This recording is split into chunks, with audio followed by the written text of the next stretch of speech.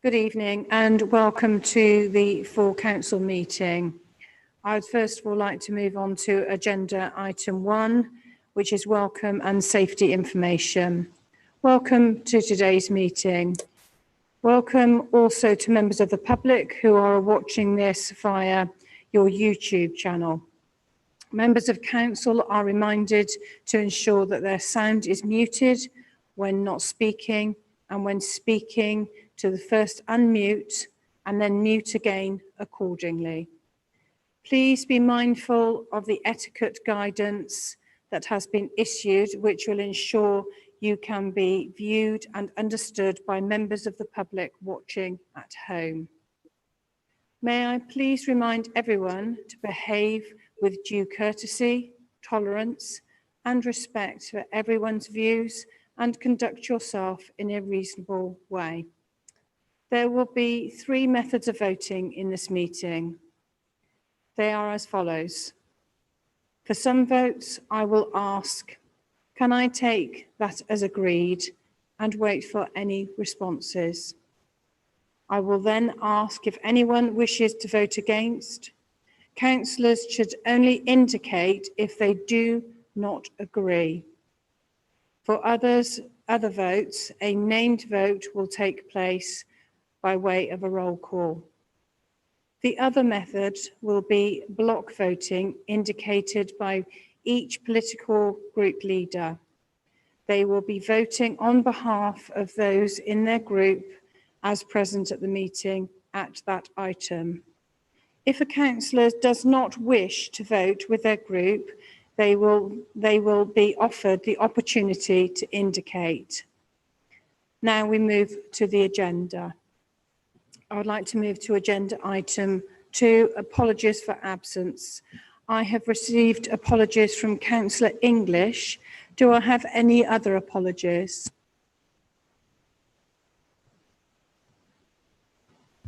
Okay, thank you. No other apologies received. We'll move on. I'd like to now move on to agenda item 3, that is declarations of interest. Can I ask, please, whether any councillors have any interest to declare regarding the items on today's agenda?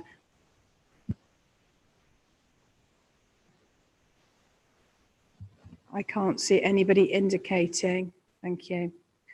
I'd now like to move on to agenda item 4, minutes from the previous meetings.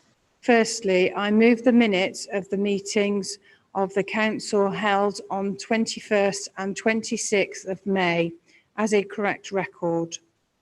There has been one change to each set of minutes following publication. That is that Councillor Rippington's name has been added next to his votes. Do I have a seconder? Seconded, Lord Mayor. Thank you. Can I take it that the minutes are agreed? Thank you. I'd now like to move on to agenda item 5, Lord Mayor's business. Sadly, we have received the news that former councillor David Sutton has recently died.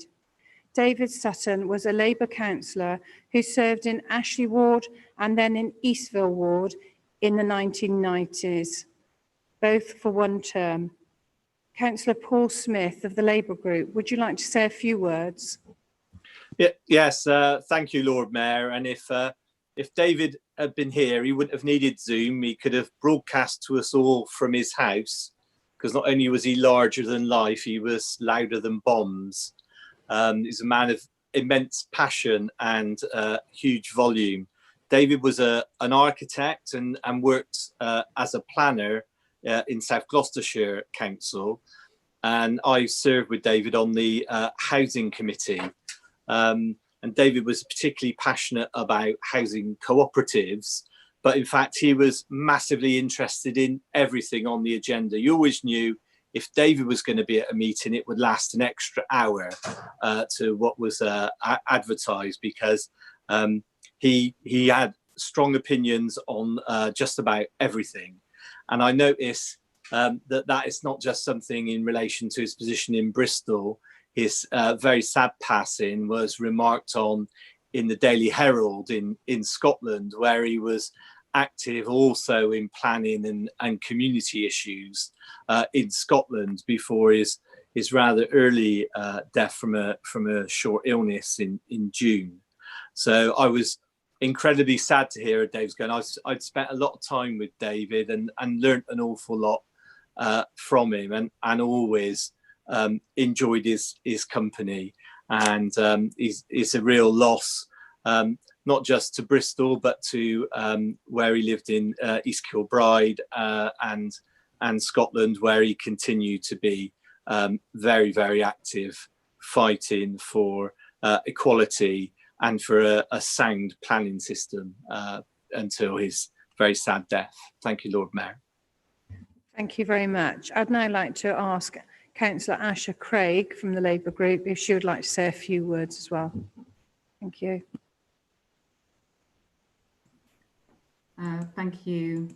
Thank you, Lord Mayor. And I actually have a tribute that a member from the Black community has asked me to read, because both of us, myself and Jagoon, worked very closely with Dave when he was an Ashley Ward councillor. Dave Sutton's passing is mourned by many people in Bristol, especially the African Caribbean community, for the loss of a great man, a brother and a friend. He's survived by his wife Nancy, daughter Jessica and siblings. Dave was born in 1952 in Northern Ireland and died in Kilbride, Scotland in June of this year. He qualified as an architect in Sheffield and had an MA in regeneration studies. He worked as a design and heritage officer for Kingswood and South Gloucestershire councils. He was a director at Bristol Airport and a planning officer in Scotland. In the early 1980s, Dave became involved with St Paul's Community Association, the predecessor of the Malcolm X Community Centre. The MX Centre, which was built as a result of the St Paul's uprising, but when completed, had many serious defects, making it unfit for purpose. The centre was understandably boycotted by the community for over 5 years. Dave was an integral part of a successful campaign for additional funding from the then Avon County Council and government's urban aid programme to put right the many building defects which ended the boycott in early 1990. Dave's most notable contribution for the Malcolm X Centre was the provision of a balcony in the main hall, solving the acoustic problems, redesigning the main entrance for disabled access, which was not provided in the finished building, retention and development of the St Barnabas School Dining Hall, which increased capacity and functionality of the centre. Equally, if not more important, was his mentoring of the St Paul's Community Association's young leadership, and that included myself. It is interesting to read comments from people in Scotland describing him as a mentor and a defender of people's rights. And in his obituary, Albert Einstein quotes, "Only a life lived for others is a life worthwhile," was used to describe Dave's life. In agreement, we would add Sadi. If you have no sympathy for human pain, the name human you cannot retain. Remembering Dave now is even more poignant with the recent fall of Edward Colston's statue, as it demonstrated our wish not to honour selfish, unsympathetic individuals, but to celebrate genuine, charitable, wise philanthropists like Dave Sutton. Many people would like to honour Dave's contribution to the Malcolm X Community Centre and Bristol by placing a plaque or some other act of remembrance at the Malcolm X Centre. It is hoped that this will be organised over the coming weeks, and on behalf of myself, Jagoon, and the community in St Paul's and wider, rest in peace, Dave. He was a true brother and a friend. Thank you, Lord Mayor. Thank you very much indeed. We also have send some sad condolences to the family and friends of Elizabeth Standen, a former officer of Bristol City Council who died last month. Elizabeth was the council's first disabled person Equality Officer in the late 1980s. Councillor Pickerskill of the Labour Group would like to say a few words. Councillor Pickerskill, thank you. Thank you, Lord Mayor, for allowing full council the opportunity to remember Elizabeth Standen, who died on the 17th of June and will be truly missed by her family, her friends, and her fellow disability rights campaigners. I'm sure longer standing members of the Chamber will remember Elizabeth and her unique contribution to equality work in the council. There are not many people I would call inspirational, but Elizabeth is one of them. I first met her in the 1990s when she was our Bristol City Council's first Disability Equality Officer. And at that time, I had the same role in Avon County Council, so we had a lot in common. She was determined to try and turn around decades of paternalistic attitudes to disabled people and champion their rights, both as staff members and service users, and spent endless hours running training courses for managers and arguing about access. She always said one of her most significant achievements was making the entrance to City Hall accessible, because it used to have steps and the doors used to be totally impossible for anyone to open. She felt that was a symbolic opening up of local democracy to disabled people. Elizabeth was born with a significant mobility impairment, and after a year in primary school, she was sent away to special school as a boarder. And she spoke very movingly about the impact that that segregation had on her development, and made her a lifelong campaigner for inclusive education. When she was 9, Elizabeth became totally blind and her hearing also started to deteriorate. So by the time I knew her, she was a wheelchair user and communicated through a radio mic. For most people, those impairments would have been overwhelming, but Elizabeth never let them deter her for pursuing her goals. She left school without qualifications, but went to a specialist college and gained a degree in philosophy when she was 34. She then married the love of her life, Charles, but he sadly died 5 years later, but always remained in her heart. Her career included being disability officer in Clevedon, access consultant for the University of Bristol, a freelance disability equality trainer, but she had lots more interests and was determined to pursue them when she retired. She joined a creative writing group in the 1990s, published her first poems, and was writing an autobiographical novel called Shadows over the past few years. She loved gardening, and she got the council to develop accessible allotments with raised beds and PAs to help disabled people enjoy them. I would say those were the days. And she was very active in online setting up groups for isolated visually impaired people.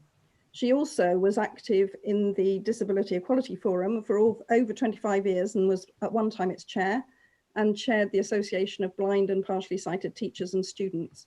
And she gained an MBE for her services to disability. Personally, I'll remember Elizabeth for her hospitality, her wonderful sense of humour, the way she loved to hear about people's families and reach out to support her friends. But as a council, I believe we became a better employer due to her dedication to improving the lives of disabled people. Elizabeth was a one-off, and nobody who ever met her ever forgot her. I was privileged to know her, and she'll be missed by many of us. Thank you, Lord Mayor. Thank you very much indeed. Thank you. Also, sadly, we received the news that Honourable Alderman Claire Warren recently died. Alderman Warren represented Bedminster Ward between 1986 and 2006 on both Avon County Council and Bristol City Council.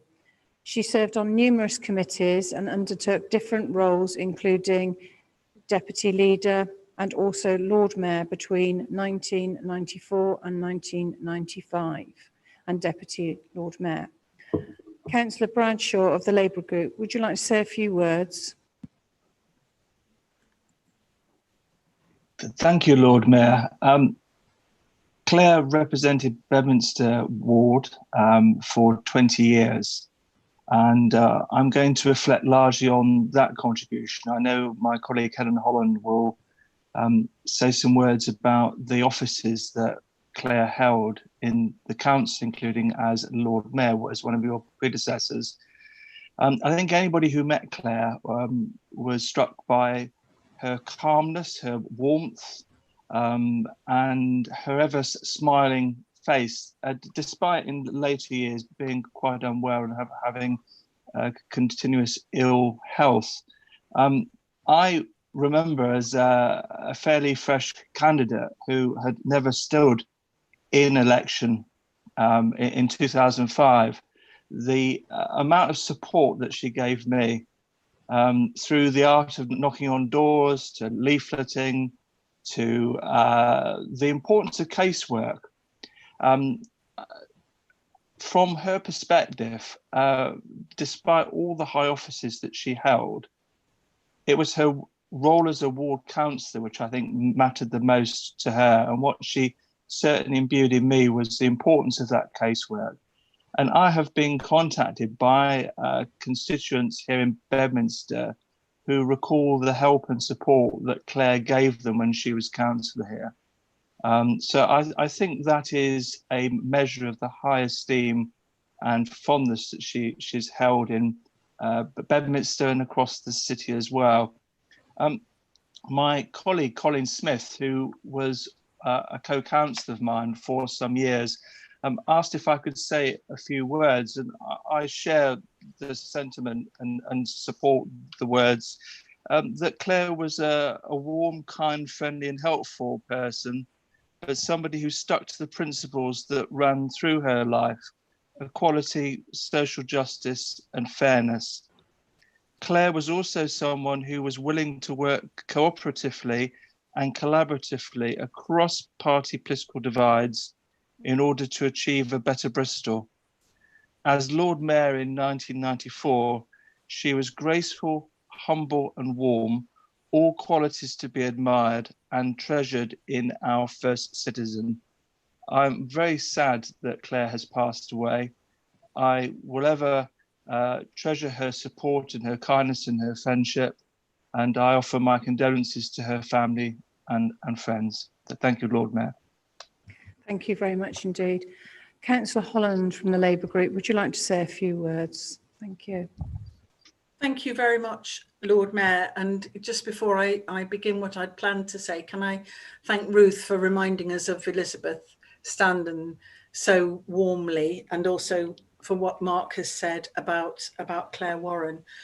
Claire was elected to the City Council in '86. She was one of that generation of women whose political awareness had been raised by the women's movement of the 60s and 70s. And after a successful career, she became a city councillor and went on, as Mark has said, to represent Bedminster for 20 years. So when I joined the council in '91, she had already got her feet well under the table. And I think one of the things that I remember mostly about Claire is that in that very quiet way, she made challenge to the rather stereotypical view that the Labour group had at the time about which committees women should sit on and which leading roles they should take. And I can remember her when she was elected as the chair of the then Land and Buildings Committee, which was doing some very important stuff around land around the docks and the airport and our holdings in Broadmead, being kind of surprised at herself, but knowing that she mustn't say that that was the case about her role there. I was doing some going back through files yesterday and looked at some of the variety of organisations that she sat on and worked, represented the council on. So worked towards delivering South Bristol Hospital. She was on the Airport Consultative Committee. She was a member of the Watershed Board. She was on the South West UK Brussels Office Committee, Avon and Bristol Cooperative Finance, it goes on. And I think one of the marks of Claire's responsibilities and also the way in which she carried those out, I found, amongst other things, an email exchange with Dick Penny, who many of us know, the former chief exec at Watershed, very sorry that Claire was going to be standing down from the council in 2006. And his request to me as the then leader of the Labour group was that I found somebody as responsible and authoritative as Claire was to replace her. And as Mark has said, one of the other things was that she really did counsel new members, hugely experienced, and brought a grace to that job as well.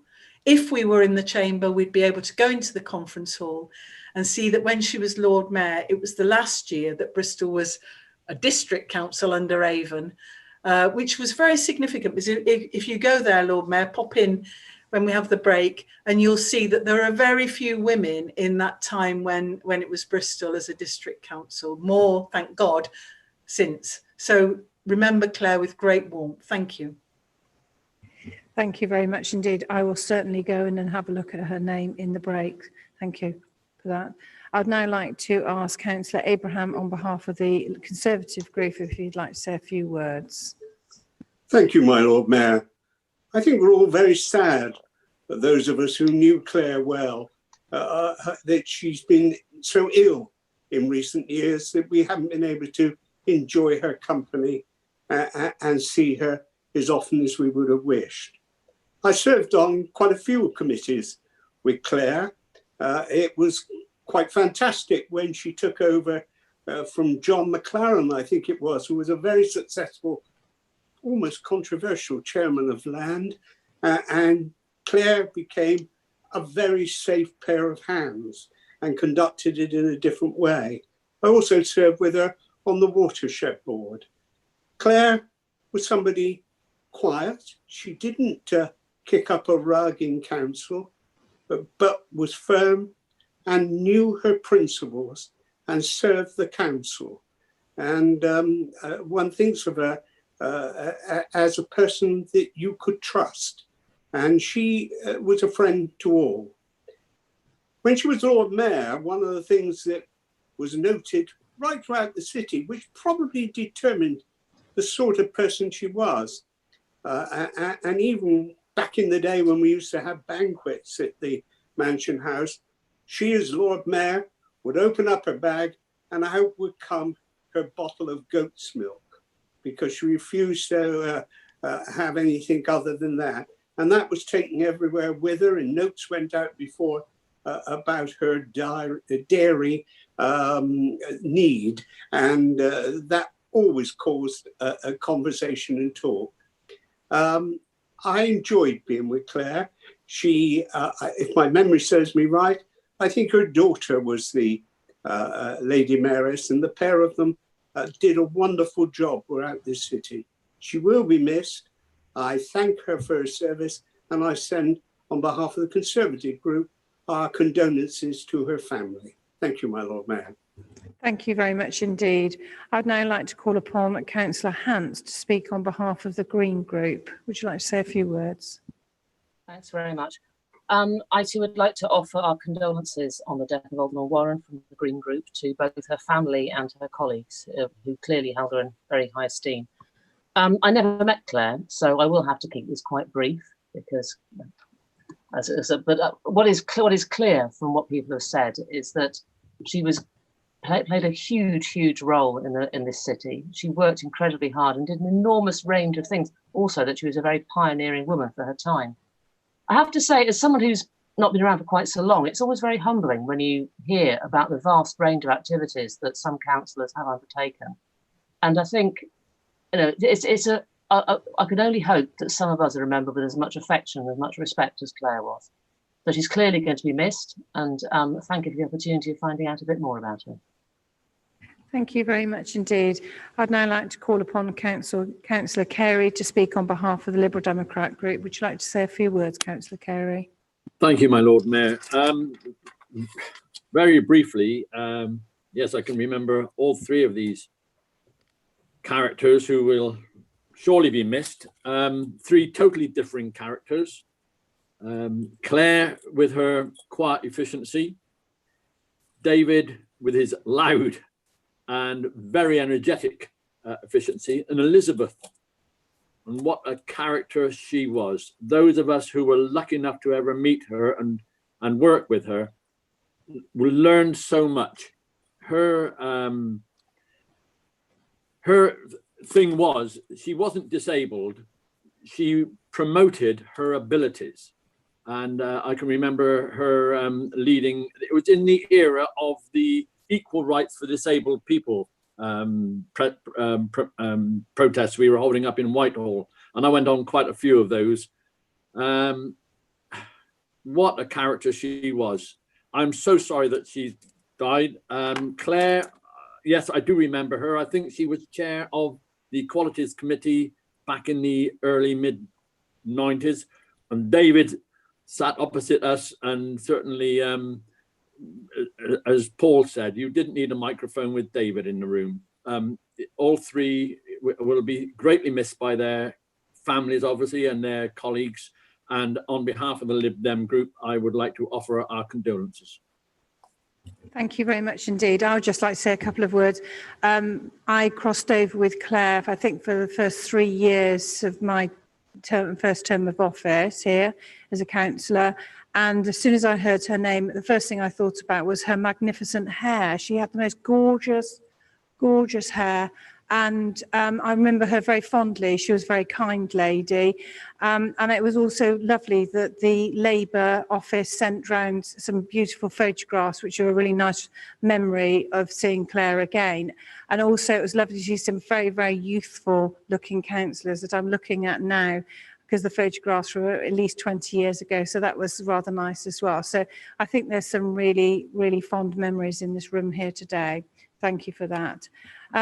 As we're on Zoom, councillors are not required to stand, but please may I ask that we now bow our heads to observe a minute's silence in memory of Elizabeth Stanton, former councillor David Sutton, and Alderman Claire Warren.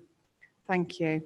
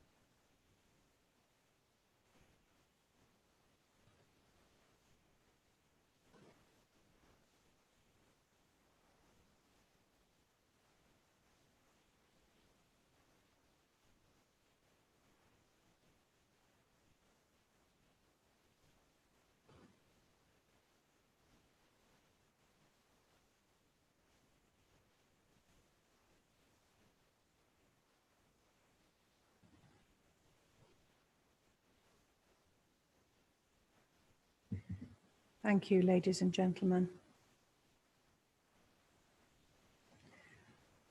I now move on to the final item of business I have to share with you this evening. The City of Bristol is delighted to be formally affiliated with HMS Prince of Wales, the UK's biggest and most powerful vessel and aircraft carrier ever to be built by the armed forces. The vessel will patrol the world as a national strategic defence asset and can deploy disaster relief to countries around the world. I am pleased to share a video update with you on the affiliation, which will be which was prepared by colleagues at HMS Prince of Wales. We will play an extract now, but the full video will be broadcast during the adjournment later this evening. Thank you.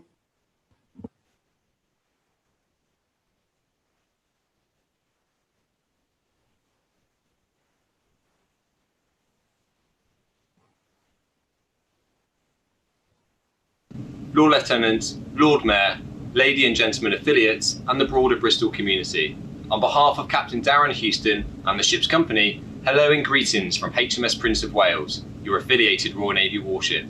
On behalf of HMS Prince of Wales and all that serve in her, our very best wishes, and we look forward to seeing all of our friends in Bristol in the very near future.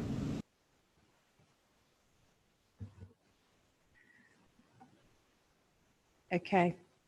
I'd now like to move on to agenda item 6 on their papers, public forum.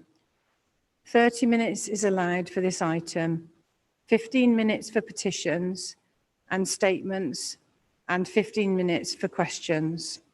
No petitions have been submitted, but details of statements and questions received have been circulated to councillors and published on the website. The list of statements received will be displayed on the screen. 9 members of public have indicated they wish to speak to their statements. These are indicated on the list and we will run through them, those in order. They are currently watching using the YouTube channel, and I will outline the following to them. You will be permitted to enter the meeting from the waiting room, and you will be on a mute initially. You may be in the room a little time before your turn, so please wait to be called upon. I will call out your name, at which point you can unmute yourself. I will then invite you to speak to your statement for 1 minute. Please do summarise, and please bear in mind that all statements were sent to councillors in advance of the meeting. When the exchange has finished, you will leave the meeting and the next person will be called.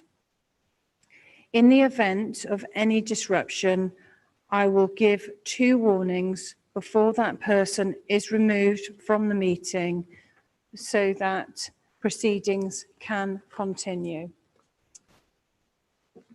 Okay, I would like to move to PS 01, Thomas Pearce, Councillor, comments.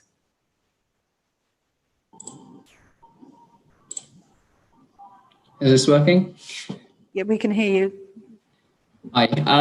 My statement was regarding my local councillor for Bishopsworth, Councillor Eddie, who's sat on the City Council for a couple of decades, and regarding his comments around the Edward Colston statue falling.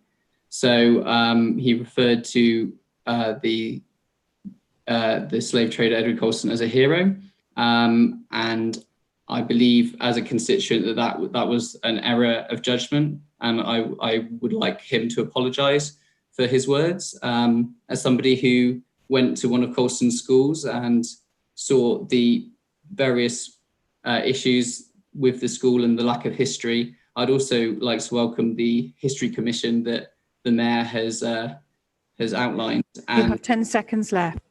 And I'd like to see that History Commission come to Bishopsworth and do work to educate, and so we can all learn together in Bishopsworth about our history. Thank you very much. I would now like to move to PS 03, Ollie Fortune, Merchant Venturers. Ollie Fortune. I think he may be having trouble at the moment. What I'll do is I will come back to that statement in a minute, if that's okay. I would now like to move on to PS 07, Andrew Varney, the importance of ELT schools to the Bristol economy. Andrew Varney. Thank you, Lord Mayor. In my statement, I wrote about the importance of English language schools to the Bristol economy and our cultural life. Before the pandemic, there were 6 successful ELT centres pumping millions into our local economy, enriching our cultural life and strengthening global ties. These centres have been hard hit by the pandemic, but they are ready to welcome back international students when they start to return. However, they need support to get through this difficult period. Bristol City Council has currently declined to include ELT centres in the business rates relief scheme, yet 17 local authorities, including our neighbours in Bath and North East Somerset, have used their discretionary powers to offer relief of some form. The Bristol ELT sector is asking Bristol City Council to join with these other local authorities in providing relief. You have 10 seconds. Thank you. In providing relief to an industry that has done so much to put Bristol on the international map. Thank you very much for your time this evening. Thank you.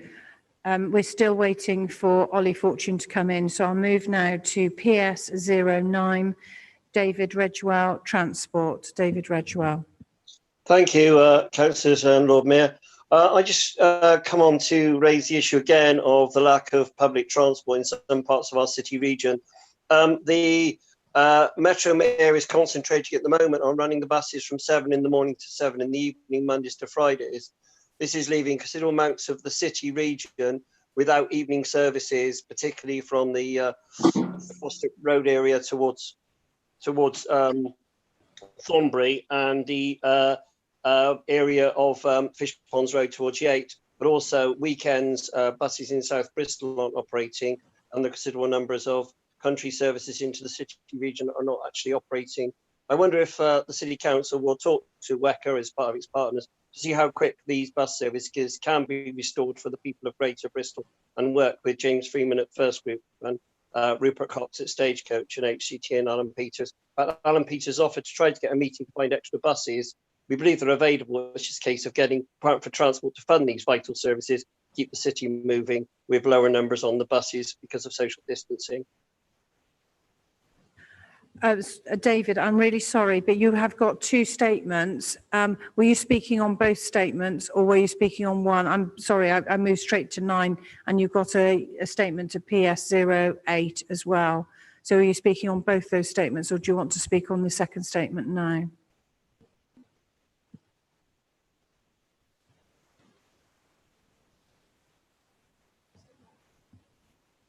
I'm assuming that he's okay. I'd now like to move to PS 12:10. We've got, is it Christina Briggs speaking on Black Lives Matter? Yeah. Is Ozzy Johnson sorry, there's confusion here.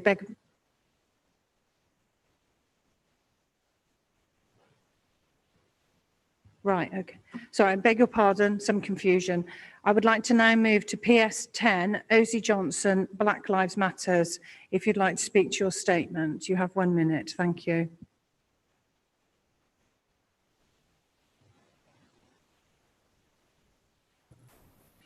Thank you. I just wanted to say, like, whilst it is titled Black Lives Matter, it's not, I personally don't believe it's a Black Lives Matter issue. It's a human rights issue and a humanity issue, because you will hear later on from one of Ras Bandeli Selassie's daughters, who has been running the Rasta Cultural Centre for roughly 40 years. And my statement was put to as a emotional part of that story, so you can see the effect it's had on the community of Bristol, not only just like offering a service, but actually having an effect on people. And I think the fact that these people are underfunded and undervalued in our community is a human rights issue, because they are offering services that the community desperately need and are not given by other mainstream services. Thank you very much indeed. Thank you. I would now like to move to PS 11, Esther Kelly Levy, and that's on education. Would you like to speak to your statement, please? Thank you, Lord Mayor. We're currently at the end of the beginning of the COVID crisis, and as we've all been painfully aware, it has illuminated the structural inequalities with some of our most important institutions, such as health, justice, and education. I'd like to talk about education because I believe this is where transformation can take place at the earliest stage. I would like Bristol City Council to take an active role in disrupting the way that racism and inequalities impacts the lives of Black and minority ethnic children by ensuring, 1, that all teachers receive anti-racist training before and regularly during their employment. They should be encouraged to look at their biases and supported to change where problems exist. 2, all children should be taught about the history of Black people in Britain and know that Black history is more than enslavement. 3, Black history should be incorporated into the entire curriculum. 4, Black history studies should be included in the adult education prospectus. 5, Black history walks could be developed in and around Bristol. This is a once in a generation moment. The scale of the task is great, but we can make a lasting and a positive change. Thank you very much indeed. I'd now like to move to PS 12, Christine Biggs, COVID development of the local rail network. Christine, you have 1 minute. Thank you. Christina Biggs of the Friends of Suburban Bristol Railways. I'd like to address Kai Dudd's comments at WECA 2 weeks ago now. So Kai commented that rail investments seemed to him to be a poor use of money and also very long timescale. Obviously, it has to be acknowledged that rail in Bristol has taken quite a while to happen. But I would remind you that Filton Bank happened last year, and it's had an immediate change, the full tracking to have immediate change on train service across the region. I think the other thing about trains is that it just appeals to everyone across the board. So we have people travelling from Lawrence Hill, Stapleton Road to work in Sevenside. You know, the train is a sort of natural go-to form of transport. So what I suggested in my statement is that you have a talk to people in Nottingham, Cardiff, Sheffield. They have got proper ITAs with proper staffing, and I'm pretty confident that they will have delivered their rail projects quicker and you know, more cheaply. So yeah, that's our sort of top thing. And you'll see Temple Meads is going to happen. Can you sum up now, please? Yeah, you're well over time. Yeah. So Temple Meads is happening. Rail can happen. It'll be worth it. It will be worth it. It's just something that everyone will use in the end. Thank you very much. Okay, thank you very much indeed. I'd now like to move to PS 13, Jende Selassie Rastafari Cultural Centre in St Paul's. You have 1 minute. Thank you. Our culture is being erased, and it isn't right. I'm here defending our right to exist as a Rastafari Cultural Centre in St Paul's, in a council-owned building that officers unwittingly tried to sell. My father, Ras Bandele Selassie, has been serving the community for almost 40 years. And we can't just allow that building to be sold, such an important building and community resource. My dad always told me a decision can't just be made without a discussion. Thank you very much indeed. Thank you. I'd now like to move back up the paper to PS 03, Ollie Fortune, Merchant Ventures. You have 1 minute, Ollie. Thank you.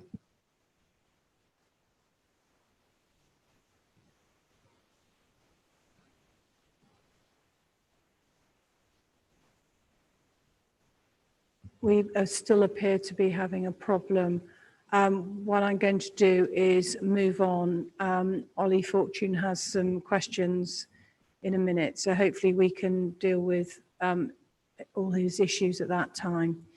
Okay, that concludes the statements received from members of public. Council is asked to receive and note these statements, which I also refer to the Mayor for his information and consideration. We will now move to public questions received. The list of questions received will be displayed on the screen.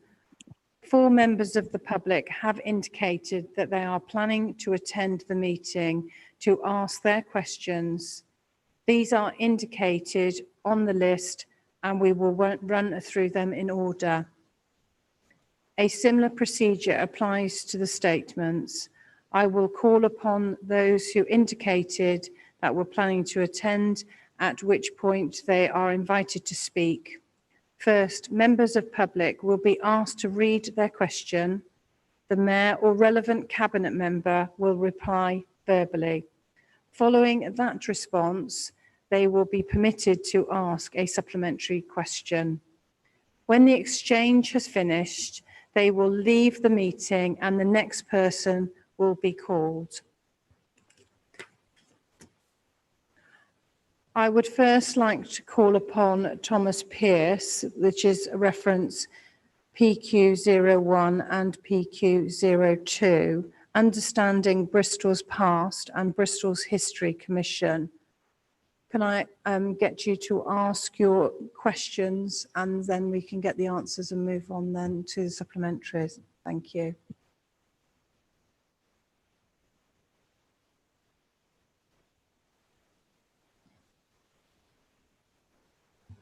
Can we have Thomas Pearce into the room, please? Thank you.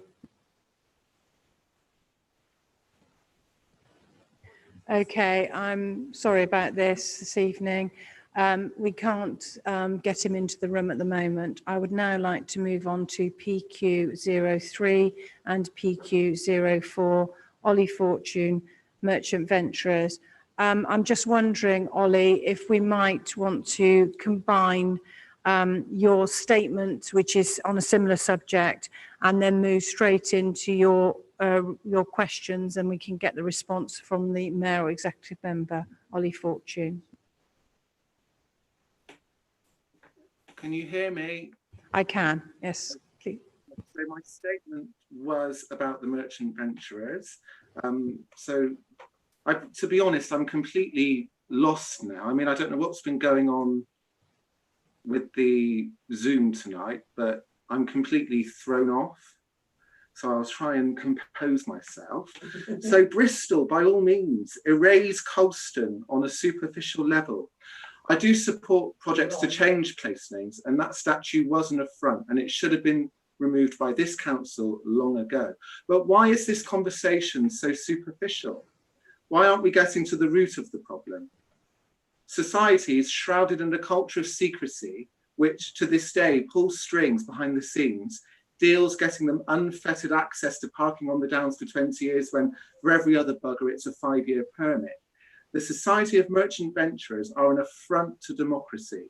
We, the people of Bristol, give this council the power to shape this city at the ballot box. We don't give that power to elitist and enigmatic societies founded off the back of the transatlantic slave trade, which in a city where 1 in 6 of us is BAME, is glorified by the ruling elite rather than exposed for what it is, a source of pain and shame.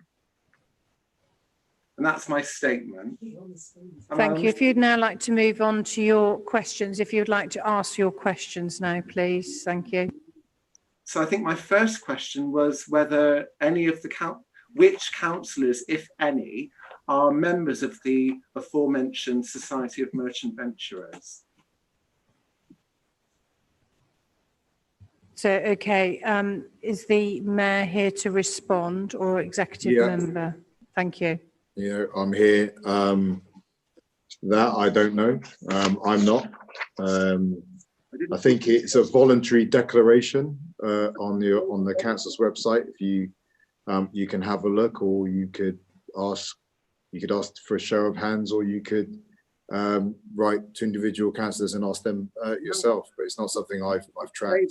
I did write to individual Conservative councillors with regard to Richard Eddy's disgusting comments about Ollie, can I ask, is this a supplementary question to your original question? Yes, it is. Okay, can you ask your question then, please? Again, I've been thrown, Joss. I've been completely thrown by that interruption. So what was I saying? About it's Richard a supplementary question. Yes, Richard Eddy. So Richard Eddy described Edward Colston as a hero, and I wrote to every single Conservative candidate to express my opinion on what I think would be a Bristol Post. One of them replied, does the Conservative agree that Colston was a hero?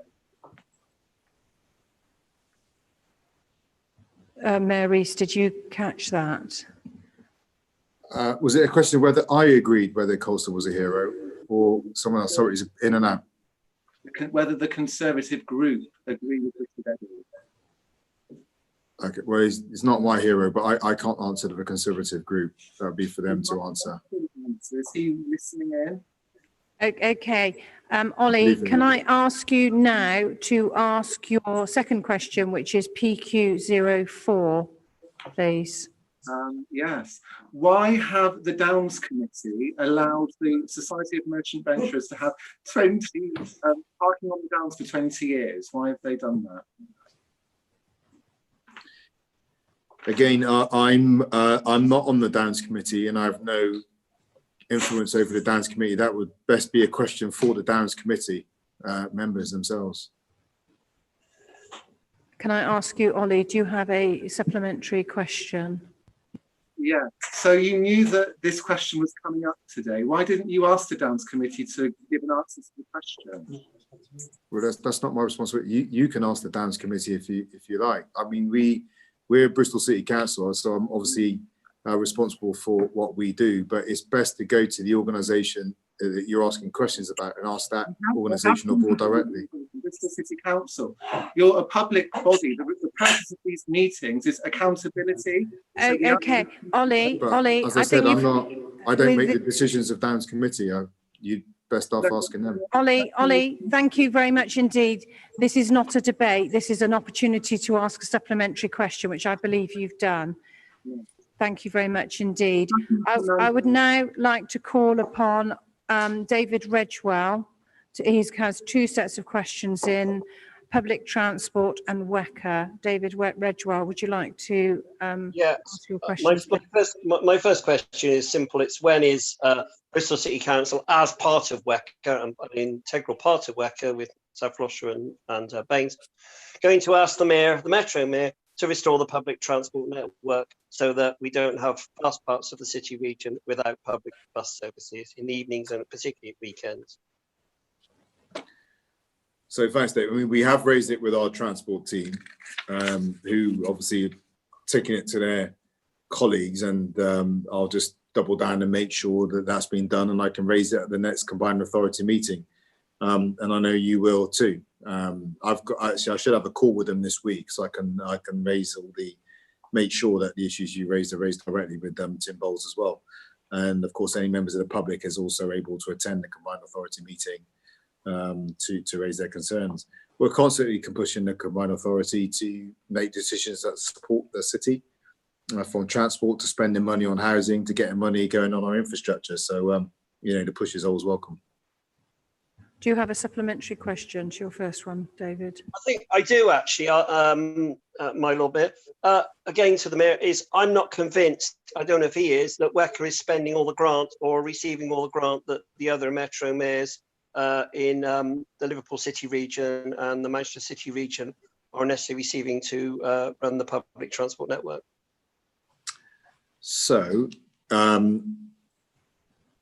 it's very important for us that we have a good quality relationship with the combined authority, and it's important to our outside brand as well, that we are showing the joined up planning and actually the scale of ambition that the city and the region need and deserve.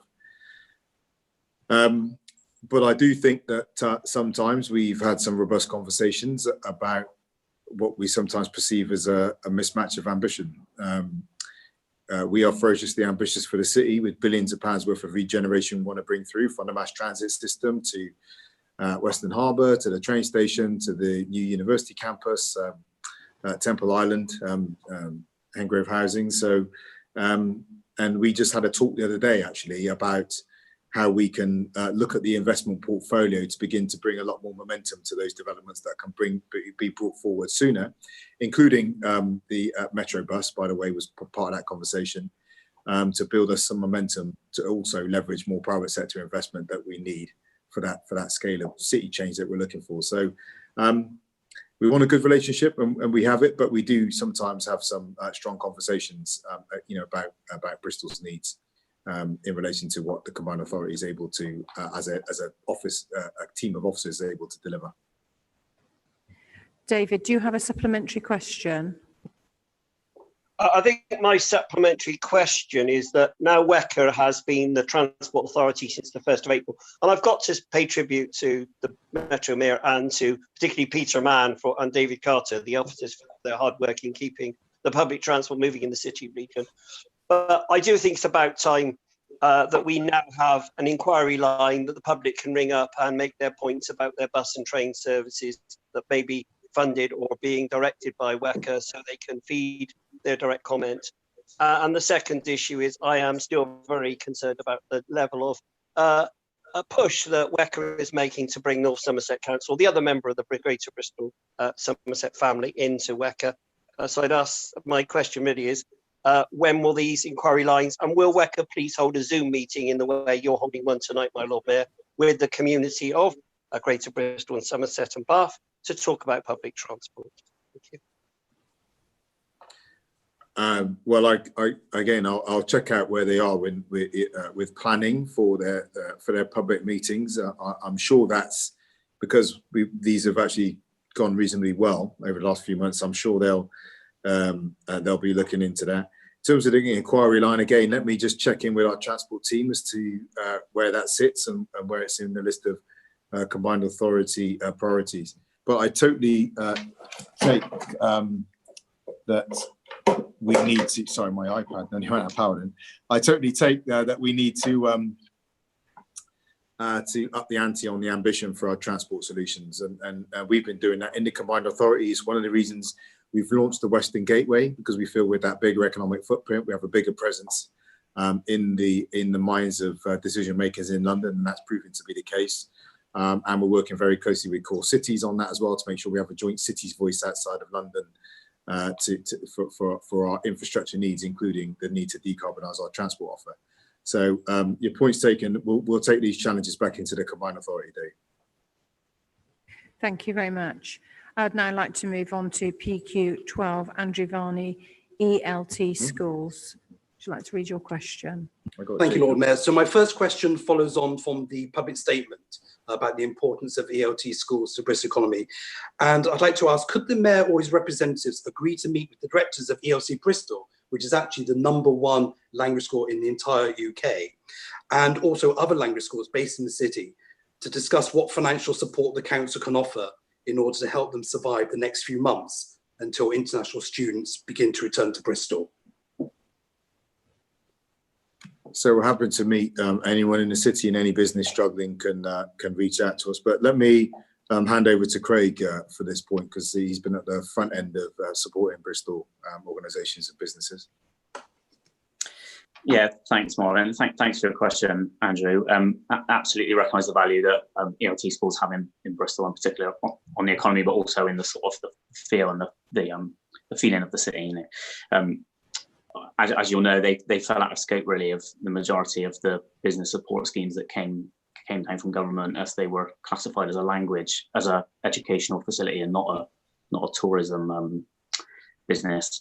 So, and you know, if I had a huge pot of money, I'd love to distribute funding to lots of bits of the private sector that is struggling: nighttime economy, bars, clubs, music venues, restaurants. Lots of bits of Bristol's economy is going to be struggling for some time yet.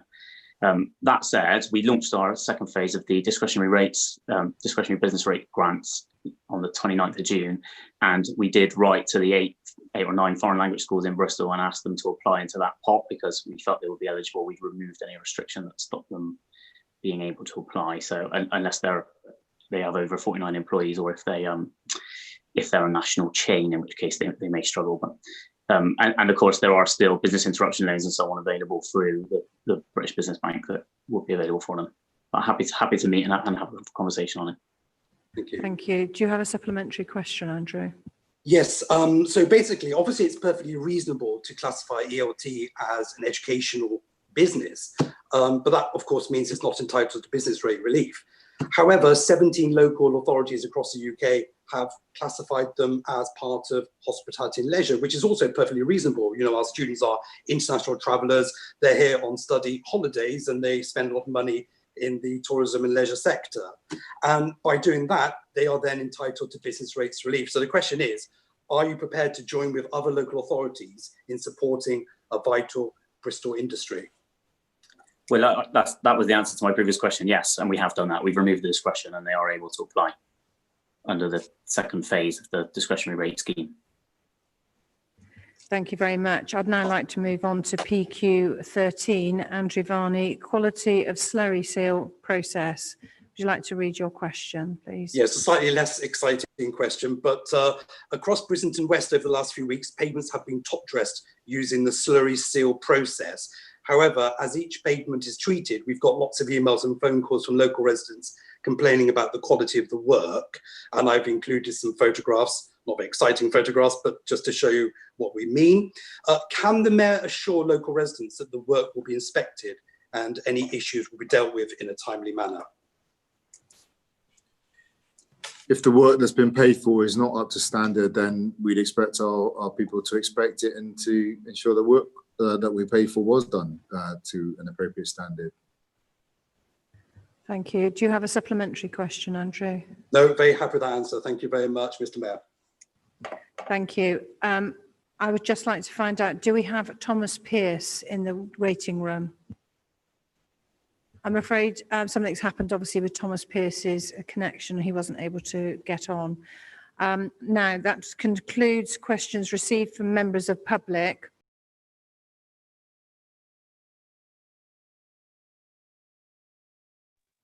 You've muted, Lord Mayor.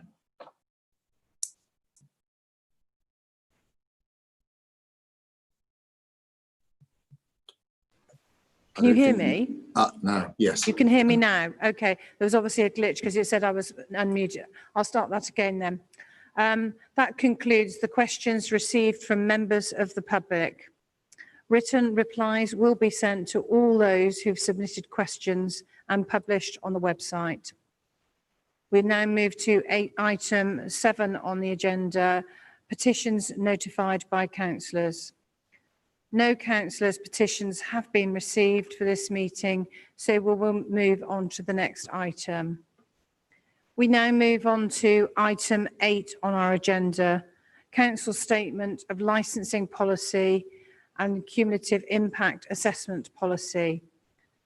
Please may I call upon Councillor Shah to move the report. You have 3 minutes, Councillor.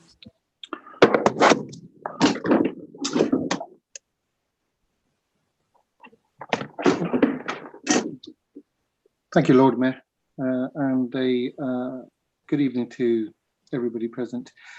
Bristol City Council has long regulated a variety of licensed activities. These range from off licenses, pub on licenses, private member club premises, certificates, tents, temporary event notices, music gig venues, SEVs, as well as personal licenses, and includes a range of licensable activities, much of which forms part of Bristol's renowned nighttime economy.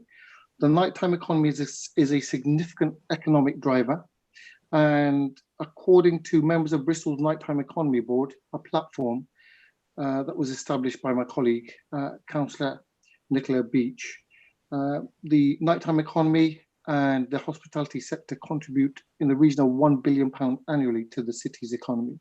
In the current context, it is essential that this vital sector thrives. As a local authority, we understand only too well our responsibility in ensuring a vibrant, resilient local economy, and the positive contribution this could make to our local communities cannot be understated. As a local authority, we are obliged to fulfill 4 licensing objectives which must be addressed when licensing functions are undertaken. Specifically, the prevention of crime and disorder, public safety, the prevention of public nuisance, and the protection of children from harm. This public policy makes it crystal clear that Bristol City Council will proactively promote these licensing objectives by adopting, implementing and enforcing this policy. This forms our mandate for managing local licensable activities and sets out Bristol City Council's position on local risk and indeed its expectations in relation to applicants and license holders. We aim to ensure safe, well-managed licensed premises run by fit and proper individuals. The policy aims to support the council's high-level outcomes by creating such an environment through the promotion of the licensing objective that encourages people to be healthy, communities to be resilient, and to develop a prosperous economy. The licensing policy, as I've spoken about, is there to ensure that, as well as our statutory responsibilities, we ensure that the sector is given the opportunity. You have 20 seconds left. And I ask all members to support this policy today. I am rather perplexed by the amendment by the Lib Dems, and I'd like to just seek a bit of clarification, my Lord Mayor, that do our Lib Dem colleagues understand the Constitution? It is not within the gift of the elected mayor. Your time is up. Can you draw to a close, please? Can you draw to a close? To propose and discuss. Thank you. Can you draw to a close, thank you, Lord Mayor. Thank you. Thank you very much. May I ask Councillor Pearce to second the report? You have 3 minutes, Councillor. Thank you. Thank you, Lord Mayor. I speak to second this report, which I think is self-explanatory, and the arrival of the amendment is likely to delay us in the meeting, so I'll reserve my further remarks. Thank you very much indeed. That's taken away the sort of the jeopardy and the excitement, because you've been speaking to the amendment before we've received the amendment. So people at home will now know that we've got an amendment we've received. There has been an amendment received to the recommendations on the report. as shared on the screen now. This amendment has been published on the website and it is moved by the Liberal Democrat group. Please may I ask Councillor Clough to move the amendment. You have 3 minutes. Thank you.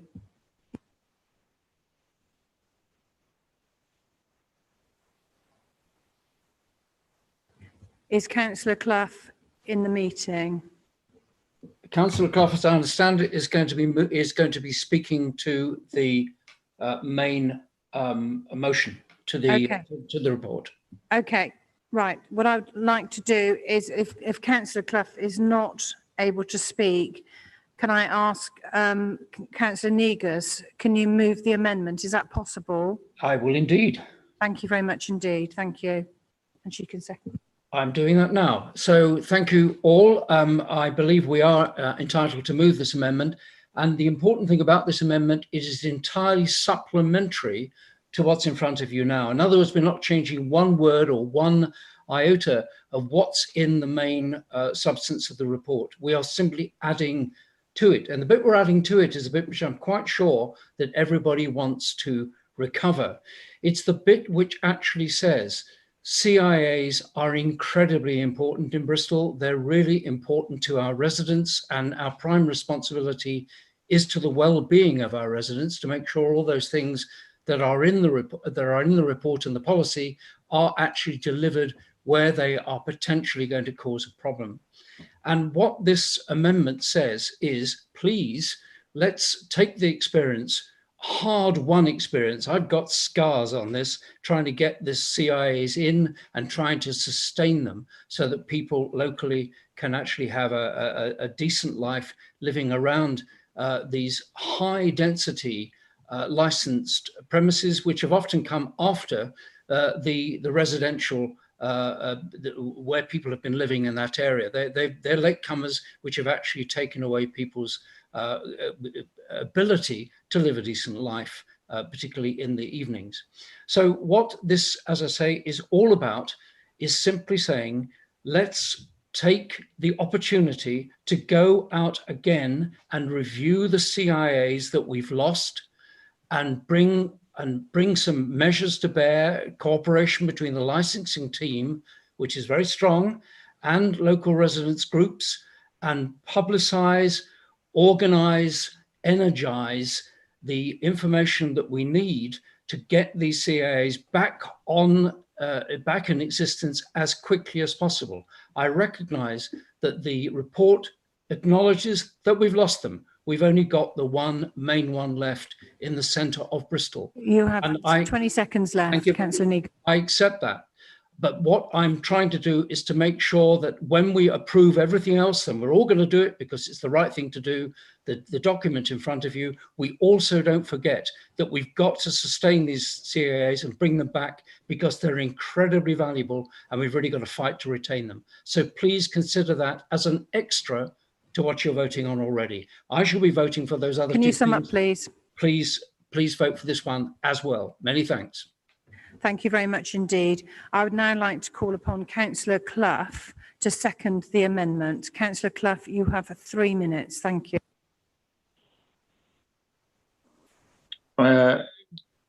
Lord Mayor, it's Councillor Wright here. I think Councillor Clough is going to speak to the main motion. So can I second the amendment, reserving my remarks? That sounds absolutely... I can second the amendment, Lord Mayor. I'm having really bad internet problems. I'm currently dialed into the meeting and it's very unstable. Okay, all I need is somebody to second this motion. Who's going to do it? Councillor Clough, are you going to speak to move the amendment? Yes, I'm second the amendment. Okay, right. You have 3 minutes. Thank you. Yes, as Anthony said so very clearly, please consider this as just an addition to the motion rather than any true edit. The process for getting CIAs is arduous, and we must remember that residents will need support within that, which is what this amendment is supposed to encourage from both councillors and potentially from the mayor. The CIAs allow for a far wider range of choices to be made at licensing committee, although the current evidence can be used, and without them, residents' lives can be made a misery. Beyond that, as I said, I second the motion. Thank you. We now hear from speakers on the amendment. I would now like to call upon Councillor Beach to speak on behalf of the Labour Group. You have 3 minutes, Councillor Beach. Thank you, Lord Mayor, and good evening, everybody. I'm speaking today slightly bemused that this amendment has come before full council. It won't be a surprise, I don't think. The Labour Group won't be supporting it today. Just to go back before we go forwards, in 2016, I went to go and find out how the interests of the nighttime economy were represented when decisions were taken or policy was made affecting the other 12 hours of the day. The only evidence I could find was a single workshop that took place in 2015. There were no actions or follow-ups, but a nice picture was drawn to capture the day. I wasn't there, so far be it for me to allude this was in any sense tokenism, so I'll just move on from there.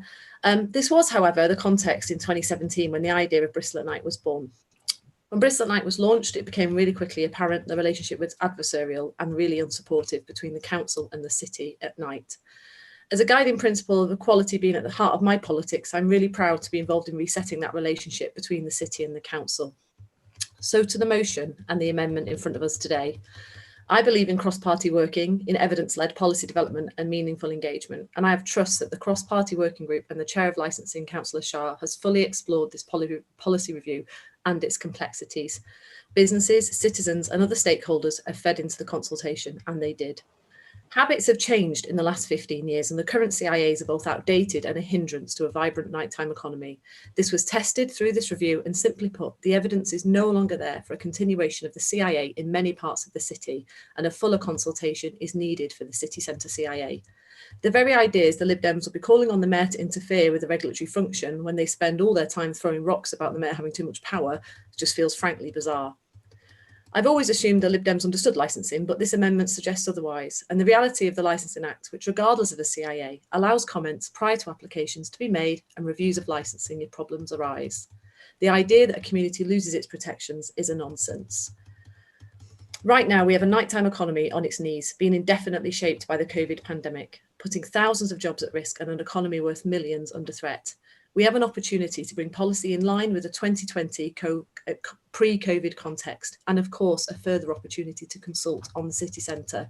And here we have an amendment defending a lazy legacy of policy, which I can only conclude is a cheap political shot. Thank you, Lord Mayor. Thank you very much indeed. I would now like to call upon Councillor Abraham to speak on behalf of the Conservative group. You have 3 minutes, Councillor. Thank you, my Lord Mayor. I must say I'm very surprised at the way this debate has gone. We will support the amendment, not because it's be all and end all, but it does no harm and it actually achieves what we were aiming to achieve, which was to go out again and get public feeling on a city centre CIA. This programme, under Labour control, has actually been a bit of a mess. We had to, and you, Lord Mayor, supported me when months ago we decided to send the report back because it was incomplete. We've waited months before it to come back again.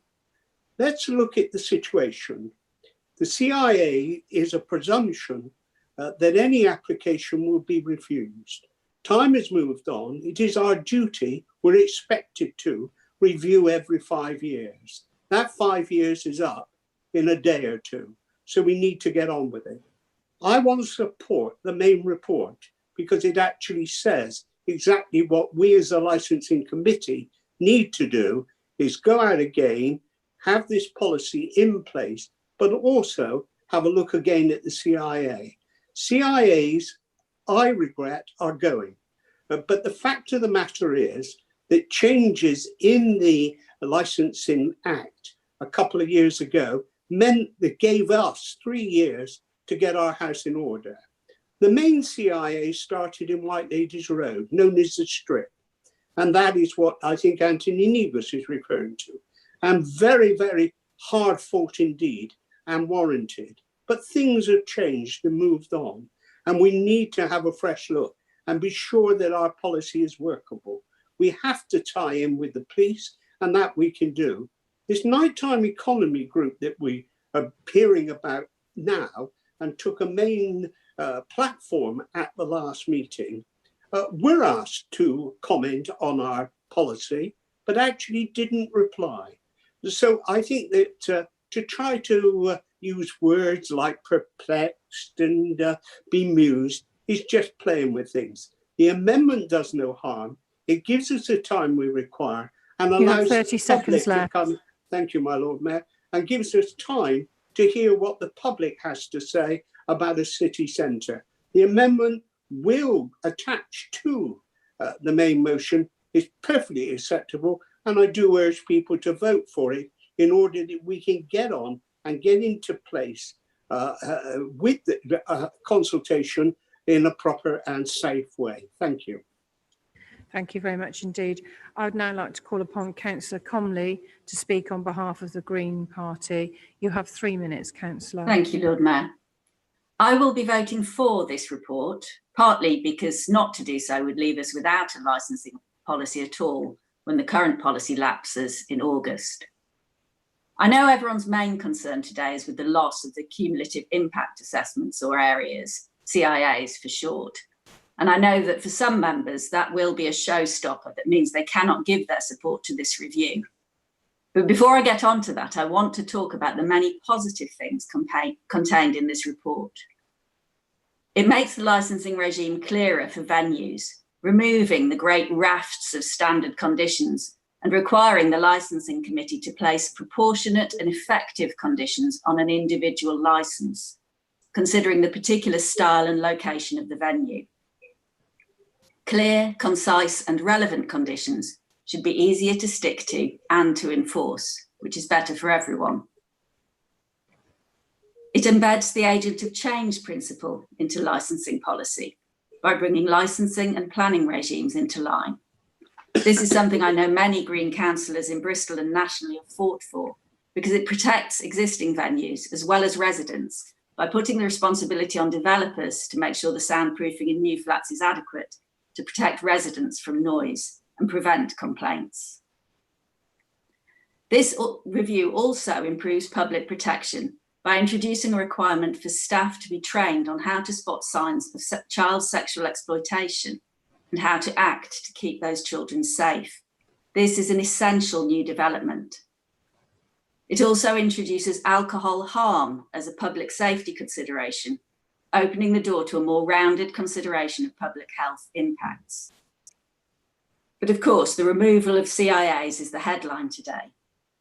To be clear, this is not at the whim of licensing officers or committee members, but in the face of changed regulations from central government, which raise the bar for the evidence required to keep them.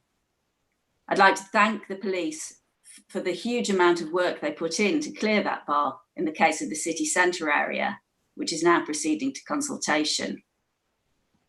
I will be supporting the amendment, which expresses the, I think, general dismay at the removal of CIAs and urges rapid action to work with communities to reinstate them where needed.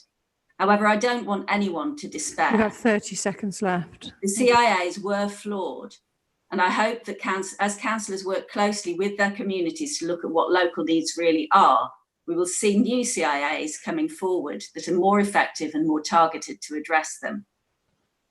And the lack of a CIA doesn't mean a guaranteed green light for new venues. Licensing members can still take cumulative impact into account, and police and residents can raise it as an issue.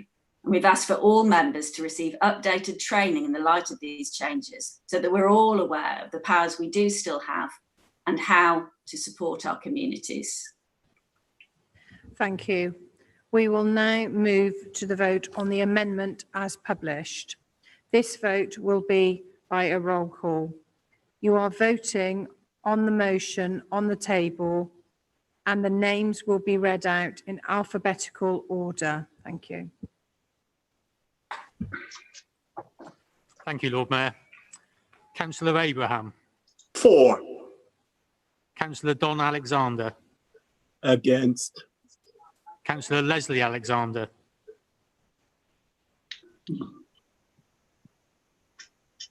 Councillor Leslie Alexander.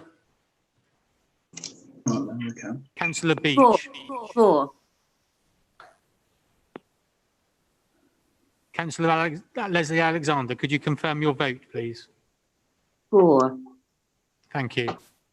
Councillor Beach. Against. Councillor Bowden-Jones. Against. Councillor Bradley. Oh, apologies. Councillor Bradshaw. Against. Councillor Brain.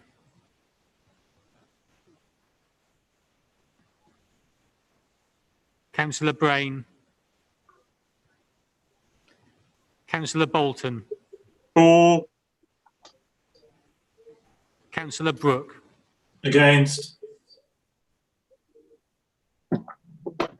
Councillor Breckles. Against. Councillor Carey. For. Councillor Cheney. Against. Councillor Barry Clark. Against. Councillor Stephen Clark. For. Councillor Clough. 4. Councillor Comley. 4. Councillor Craig. Against. Councillor Chris Davies. For. Councillor Mike Davies. Against. Councillor Denyer. 4. Councillor Dudd.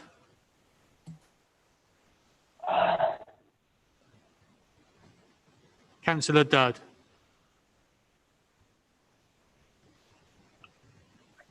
Councillor Eddy. 4. Councillor Fodor. 4. Councillor Godwin. I said 4. You've registered against. Councillor Godwin. Against. Councillor Goggin. Against. Councillor Gollop. 4. Councillor Goulandris. 4. Councillor Hance. 4. Councillor Hickman. Against. Councillor Hiscott. 4. Councillor Holland. Against. Councillor Hopkins.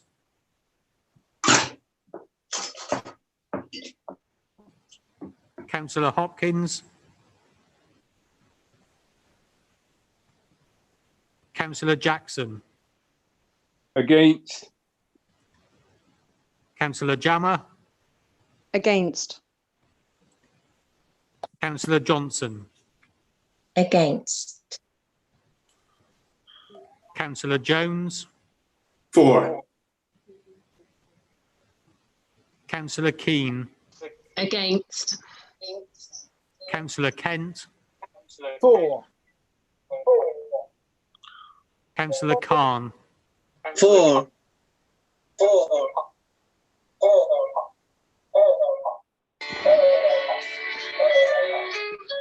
Councillor Kirk. Against. Aye. I've just switched machines. Councillor Lake. Abstain. Councillor Lovell.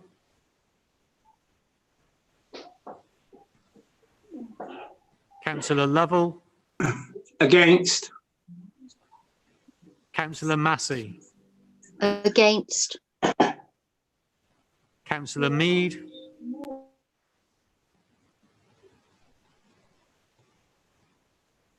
Councillor Mead. Councillor Malias. 4. Councillor Morris. 4. Councillor Negus. 4. Councillor O'Rourke. 4. Councillor Pearce. Against. Councillor Phipps. Against. Councillor Pickersgill. Against. Councillor Quarterly.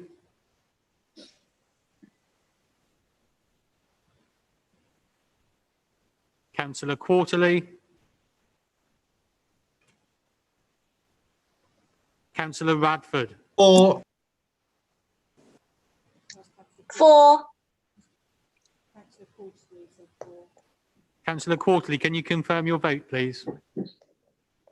4. Thank you. Councillor Radford. 4. Councillor Rippington. Against. Councillor Sargent. Against. Councillor Shah. Against. Councillor Steve Smith. 4.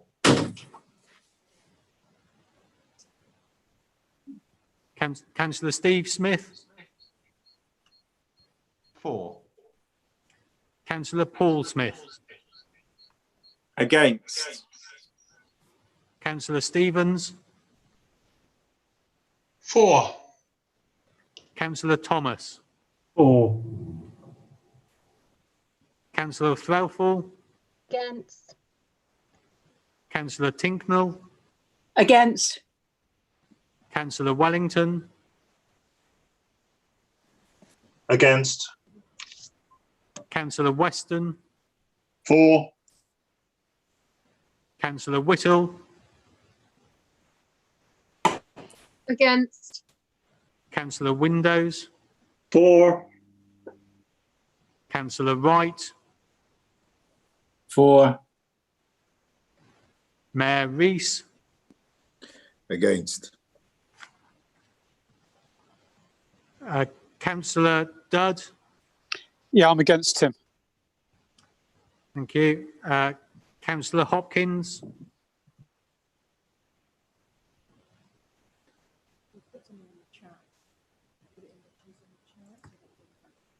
Sorry, it was 4. My laptop was malfunctioning. Thank you. That is all of the votes, I believe, Lord Mayor. Councillor Mead.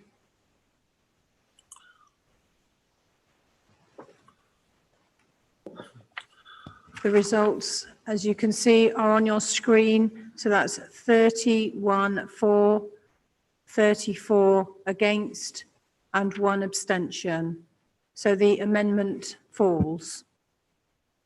Okay. It was decided prior to the meeting to now go to a vote on the report and the recommendations now on the table, which is the substantive motion. This will be done by group vote. Councillor Hickman, on behalf of the Labour Group, how do your councillors vote? 4. 4. Thank you very much. Councillor Weston, on behalf of the Conservative Group, how do your councillors vote? 4. Thank you very much. Councillor Comley, on behalf of the Green Group, how do your councillors vote? The majority of us vote for, but there are a significant number of abstentions and votes against as well. So, I mean, we can deal with them when you ask for objections. Okay, thank you. Councillor Hopkins, on behalf of the Liberal Democrat Group, how do your councillors vote? 4. Thank you. Would any councillors like to register that they do not wish to vote as indicated by their group leader? I think what we're going to have to do, because we can't see everybody, if people can, how's the best thing to indicate by putting their hands up? If you could please raise your hands and we will register your How do I vote. Oh, bloody hell. Clive Stevens, Steve Clark. I heard something from Charlie Bolton, which Charlie, can I ask you, you were indicating something? I'm voting against. Thank you very much. Clive Stevens has raised his hand. We've got that one. Lord Mayor, I'm voting against as well. Thank you very much indeed. Do we have anybody else who's raised their hand and wishes to vote against their group? Councillor Lake. Stephen Clark, Martin Fogel. Yeah, no, hang on. Councillor Clear Lake. Lord Mayor. Lord Mayor. So I'm You're I'm abstaining. abstaining. You're abstaining. Thank you. What I'll do, I will run through the names just to make sure that it's we've correctly recorded those. So, Councillor Lake, are you voting against your group or are you abstaining? I'm abstaining, thank you. Abstaining, thank you very much. Do we have anybody else before we move on? Yeah, Councillor Fodor. Yes, I'm abstaining, Lord Mayor. Okay, thank you. Sorry, I didn't see you raise your hand there. Beg your pardon. Thank you.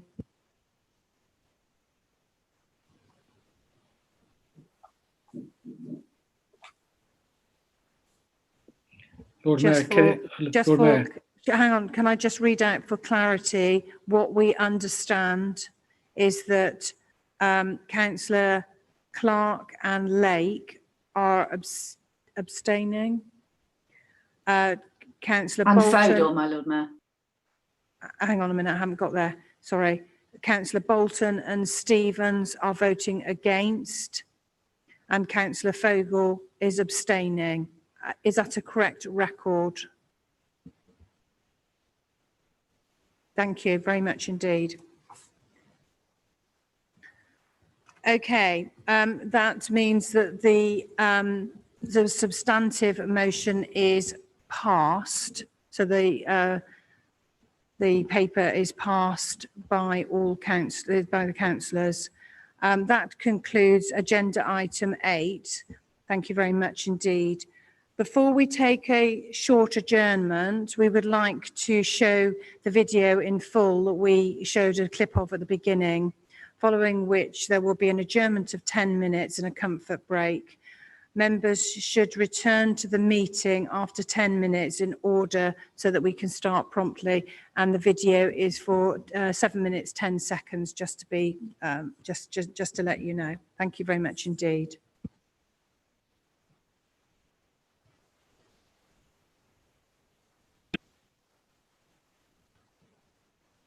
Lord Lieutenant, Lord Mayor, Lady and Gentlemen affiliates, and the broader Bristol community.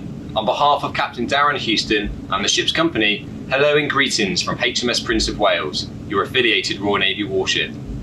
The last few months have proven extremely challenging times for us all, but as we lift our heads and slowly transition to post-lockdown life, I wanted to offer you all a virtual update on how HMS Prince of Wales has been getting on since our return to the home port of Portsmouth in March. The focus of our efforts has been the Capability Insertion Period, or KIP, which despite the pressures from COVID-19 remains on track for completion in September.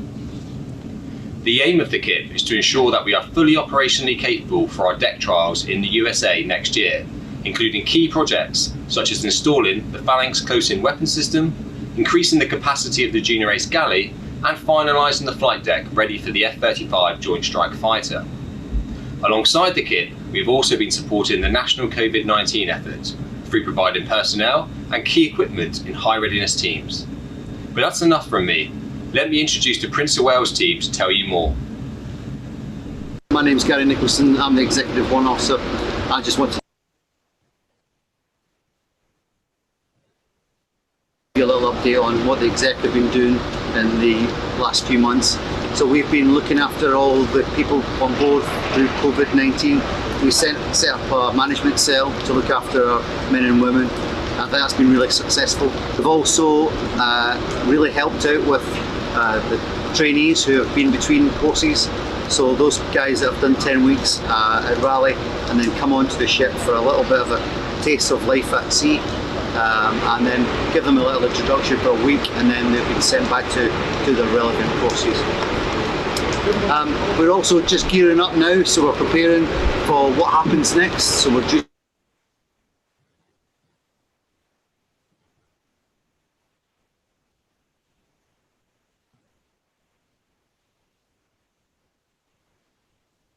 It's momentarily frozen. We're just hoping that it's going to come back and we can continue to watch it.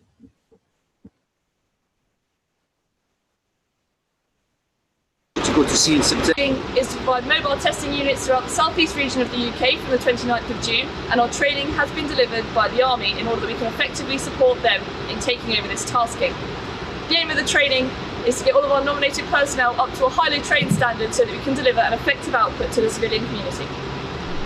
On leaving Liverpool, the Weapon Engineering Department spent the remaining time at sea carrying out a number of trials to both prove our own radar systems and also to characterise a number of signatures and features for the class.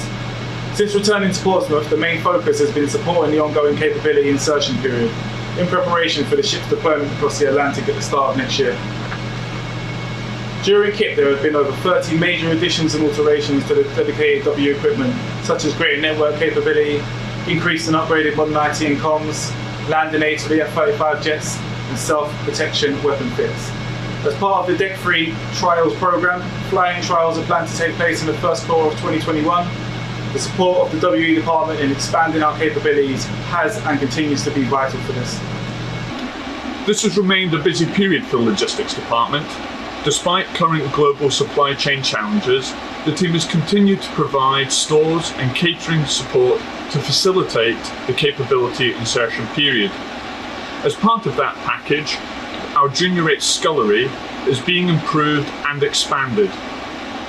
We have also provided a full range of logistical support to Prince of Wales's contribution to military aid to civilian authorities in the form of equipment, provisions, and administration to those personnel on the front line in responding to the COVID-19 threat. At the same time, the department is currently preparing for the ship's first ever flotilla logistics inspection. This will provide command with the assurance that this department can support Prince of Wales effectively as we generate towards future deployments. During KIP, the medical facilities on board are continuing to be enhanced. This includes the fitting out of our operating theatres with state-of-the-art operating tables, decontamination areas to support the theatre, and providing intensive care equipment in the ward to enable post-surgical care.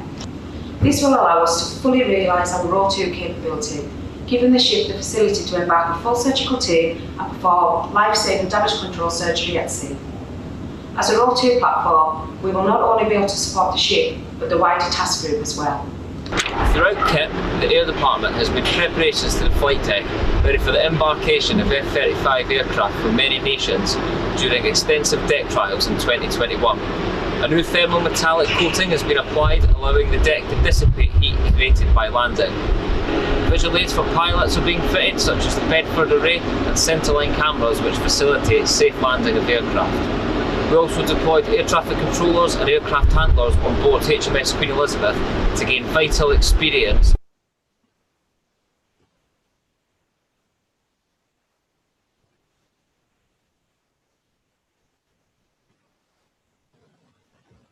As you can see, we're having a few Of technical operating issues. close weapon systems. A critical last layer of the ship's anti-missile defence, as well as Mark 44 miniguns and receiving the 5th generation fighter aircraft. Training is always ongoing in the department, with key personnel embarked on our sister ship HMS Queen Elizabeth. They are undertaking advanced fighter controller courses, as well as maintaining currency in our short-range weapon systems. During KIP, the Marine Engineering Department has been working hard to prepare the ship for deployment next year. Progression is being made with the commissioning of new systems on board. The RAS high points are being tested to allow us to carry out replenishment at sea with support vessels from the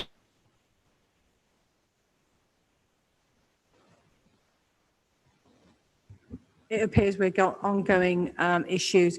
if I can just rest assured you that the complete video will be available on the website so that you can enjoy it, hopefully without interruption.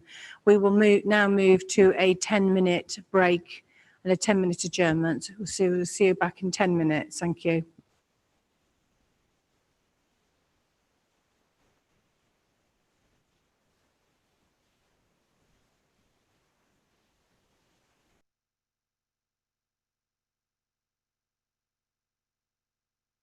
UK and our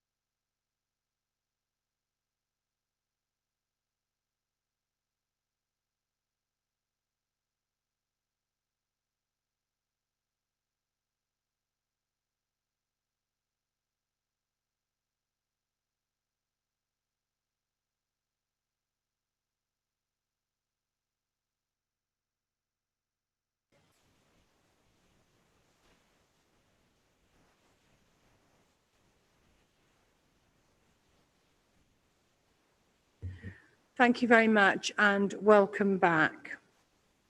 I would now like to move to agenda item 9 on our papers, Equalities and Inclusion Annual Report 2019 to 2020.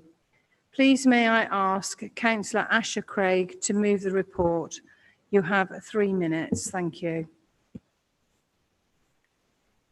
Okay. Thank you.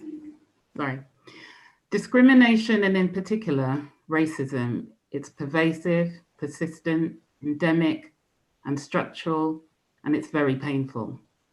4 years ago, the Mayor stood on the steps of City Hall and acknowledged very publicly the findings of the independent report into the murder of Bijan Ibrahimi, which labelled our organisation as institutionally racist, which for myself, the Mayor, and indeed our staff was an uncomfortable, shameful and damning indictment. We commissioned the report by Kamaljeet Punia, which informed our new equality, inclusion, policy and strategy. We listened to and acted upon the recommendations of our LGA corporate peer review. We launched our new staff-led groups and we ensured that they have been engaged throughout our journey. So today, I'm pleased to commend to you our annual Equality and Inclusion Progress Report, which looks back at the past financial years and includes the progress and the substantial progress, I should say, we have made around equality action plans for every service area, the review of our HR policies, refresher training for managers, and the success of our award-winning Stepping Up and Bristol City Leadership programs. Staff have put in an enormous amount of work in order for us to deliver our aspirations on reaching high standards of equality and inclusion practice in everything that we do.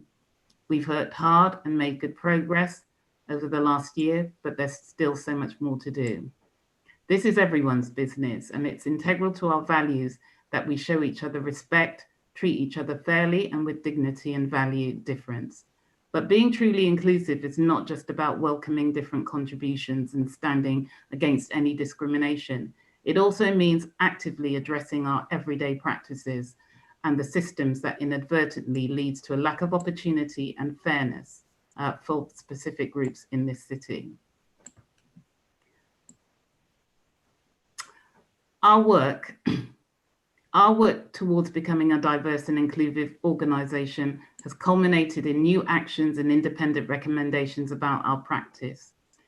The time frame of the report predates COVID-19 and completely predates the June the 7th drowning, a moment which brought long-standing issues of systemic and structural race inequality even more sharply into focus. Whilst the annual progress report does not address this more recent context, it's an issue which is very much a part of our ongoing improvement. You have 20 seconds left. As an institution and as a city. And we will be engaging further with the city and our staff about its implications. Indeed, last week, the Mayor and I joined with 150 members of staff to talk candidly about equality and most specifically racism. So I commend to you the annual report. I would ask all members to read it profusely, and we will. I will extend and talk more about the actions at next week's cabinet meeting when we will be taking the item to members for consideration. Thank you. Thank you. Please may I ask Councillor Shah to second the report. You have 3 minutes, Councillor. Thank you, Lord Mayor. Equality, inclusion and anti-racism is everyone's business. Bristol is a diverse city, and we all know that over 90 languages are spoken here. The city's demographics have also changed significantly and will continue to do so in the years ahead. The council's efforts have gained national attention, including the Stepping Up programme, the recruitment of over a dozen magistrates from BAME backgrounds, the recruitment programme for Black teachers, the empowering work of the Commission for Race Equality, which, if I can say, will now be led by BSWN, Black Southwest Network, which is an organisation that, which I see as one of its directors. These efforts are bearing fruit. They're also bringing greater diversity and with the inherent opportunities and new challenges for the council. For some, this is an exciting time. However, there are many in Bristol who are not open to the changes in the city just yet. Throughout the year, I have observed pockets of cohesion and on the other side, hostility towards hidden communities, be it the Afro-Caribbean community, the South Asian communities and many others from BAME backgrounds, as well as the LGBT community and faith communities. On many occasions, I personally had to boldly challenge and call out discrimination. I remember having a conversation at a particular event at the Mansion House, my Lord Mayor, just a few years ago, and that was with the council's then Human Resources Director, who proudly commented that Bristol was not a diverse city, and it doesn't seem to have mattered that 1 in 3 primary school children in Bristol are from a BAME background. He instead pointed to Birmingham It's interesting, just last week, I think it's important to have a comparison as a core city. That Birmingham, there's a report just last week that of all the 20 members of the senior leadership team, not one was from a BAME background. We are seeing actions bear fruit in Bristol, but we've got a lot more work to do. I was talking to a gentleman just yesterday, a former council employee, a black gentleman who was sacked because he spoke in patois and it was misunderstood what he said, and he was sacked because they just lack of cultural understanding, cultural competence. I won't comment on that too much because he's considering all his options. But there's Councillor, you have 20 seconds left. There's a lot more work to actually continue doing, and I'd just like to add that Black Southwest Network. I was talking to the director early on today, Sayden, and she was saying that if there was a trip advisor for Bristol City Council, she would give a high 8. Can you draw to a close now, please? And we look forward to working with the local authority and the executive, and these are the words of the executive team. Can I ask you to draw to a close now, please? Thank you. Yes, from Black Southwest Network have said the executive have done an excellent job. However, the organisation still needs to deliver. Councillor Shah, can I ask you to draw to a close, please? Thank you, Lord Mayor. Thank you very much indeed. I would now like to move to the debate. I would now like to call upon Councillor Wellington to speak on behalf of the Labour Group. You have 3 minutes, Councillor. Thank you, Lord Mayor. Thanks to my colleagues there who've explained the context of this report so well and how we've got to where we are. We've got a long way to go, and the council is far from perfect, but we do have much to be optimistic about as well. Before I turn to the report, it's probably worth mentioning as something that's not put in the report is that in April this year, we've levelled up the pay of apprentices over the age of 18 to the national living wage, and also increased for those under 18 as well. This is an important step to recognising the value of apprenticeships and our apprentices, and encouraging more people to work for the council who might have looked elsewhere otherwise. So Asher and Afsal have spoken about what the various things in this report mean to us all, and I endorse all these comments. From an HR perspective, there's a few things I want to draw out to explain why we're supporting this. Last week, I chaired the HR committee where we heard from the independent consultant, David Weaver, about his work in facilitating the setup of the new role for the staff-led groups. A huge amount of work has been done to get these up and running and properly constituted, and how they'll contribute formally and informally to the council's management structures. The report was welcomed by all members of the committee from all parties, and we're keen to get updates from them throughout the year. A change in an organisation has got to come from the shop floor upwards, as they say, but we need leadership from the senior management and at political level to enable this to happen. I'm confident that this does lay the foundation for some real change. We also discussed the pay gaps report, which is in the papers. Now, I know there's a lot to get through in these papers, but I'd urge all members to read the short report on pay gaps, as it's a really good piece of research. The council has chosen to release this information not just on the gender gap, which is a statutory requirement, but also on the pay gaps of BAME and disabled groups. This kind of transparency on the data that we've got is important if we're going to tackle these problems and hopefully have a genuine conversation about what we can do to address them. So the report shows the challenges we face, especially around BAME workers in the council, where there's a significant pay gap of 12%, and that's mainly due to the low proportion of BAME representation in senior positions. In a city like ours, we need to have a far greater diversity in our senior positions, and we need to work towards that urgently. The report outlines the targets and plans that officers are putting in place through positive action in recruitment and managing the talent we have in the organisation. But it's the outcomes that matter, and it's the outcomes that will ultimately be judged on. Obviously, some of these issues are structural problems in society, but as a large public sector organisation and the most prominent one in the city, we've got to lead the way. And in a couple of years' time, you have 20 seconds left, Councillor. At all. Thank you. Thank you very much indeed. I'd now like to call upon Councillor Weston to speak on behalf of the Conservative Group. You have 3 minutes, Councillor. Thank you very much, my Lord Mayor. We warmly welcome this report and thank everyone who's fed into it.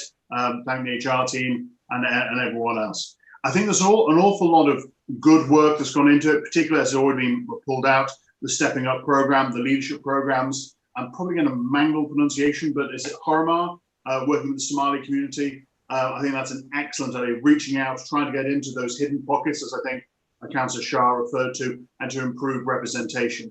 And actually, when you look at the workforce statistics, we're increasingly seeing more BME residents applying for jobs, being successful in those applications, and this is to be welcomed. As Councillor Wellington said, there is obviously more work to do. That pay gap does need closing. We're going to need greater representation in higher echelons, but this does actually clearly show some positive steps along the way, and I'm glad to see those. There are still some elements in the report that I think need time to come to fruition. I think everyone would agree this. The one that drew my eye was the Disability Peer Navigator Scheme. That launched in February this year, and of course, 5 weeks later, we went into the COVID crisis. So I'm going to be watching that with interest to try and see how that brings on our disabled colleagues and co-workers, brings them into the upper echelons of staff as well. But we welcome this report. It's good work. Hopefully more to see over the next 12 months. Thank you, my Lord Mayor. Thank you very much indeed. I'd now like to call upon Councillor Lake to speak on behalf of the Green Group. You have 3 minutes, Councillor. Thank you very much for the extensive report. I note that many agencies are mentioned in the report, including SARI and the Mayor's Own Commissions, the Women's Commission and CORE, both of which are volunteer-led and I know are working really, really hard. I think the report tends to be a little inward-facing and perhaps with a more externally facing aspiration. I also note the Harumar project, which is a brilliant example of a community of Somali heritage women running with an idea and extending the parameters of the Stepping Up programme to make it more fit for their purposes. And I think that's really excellent.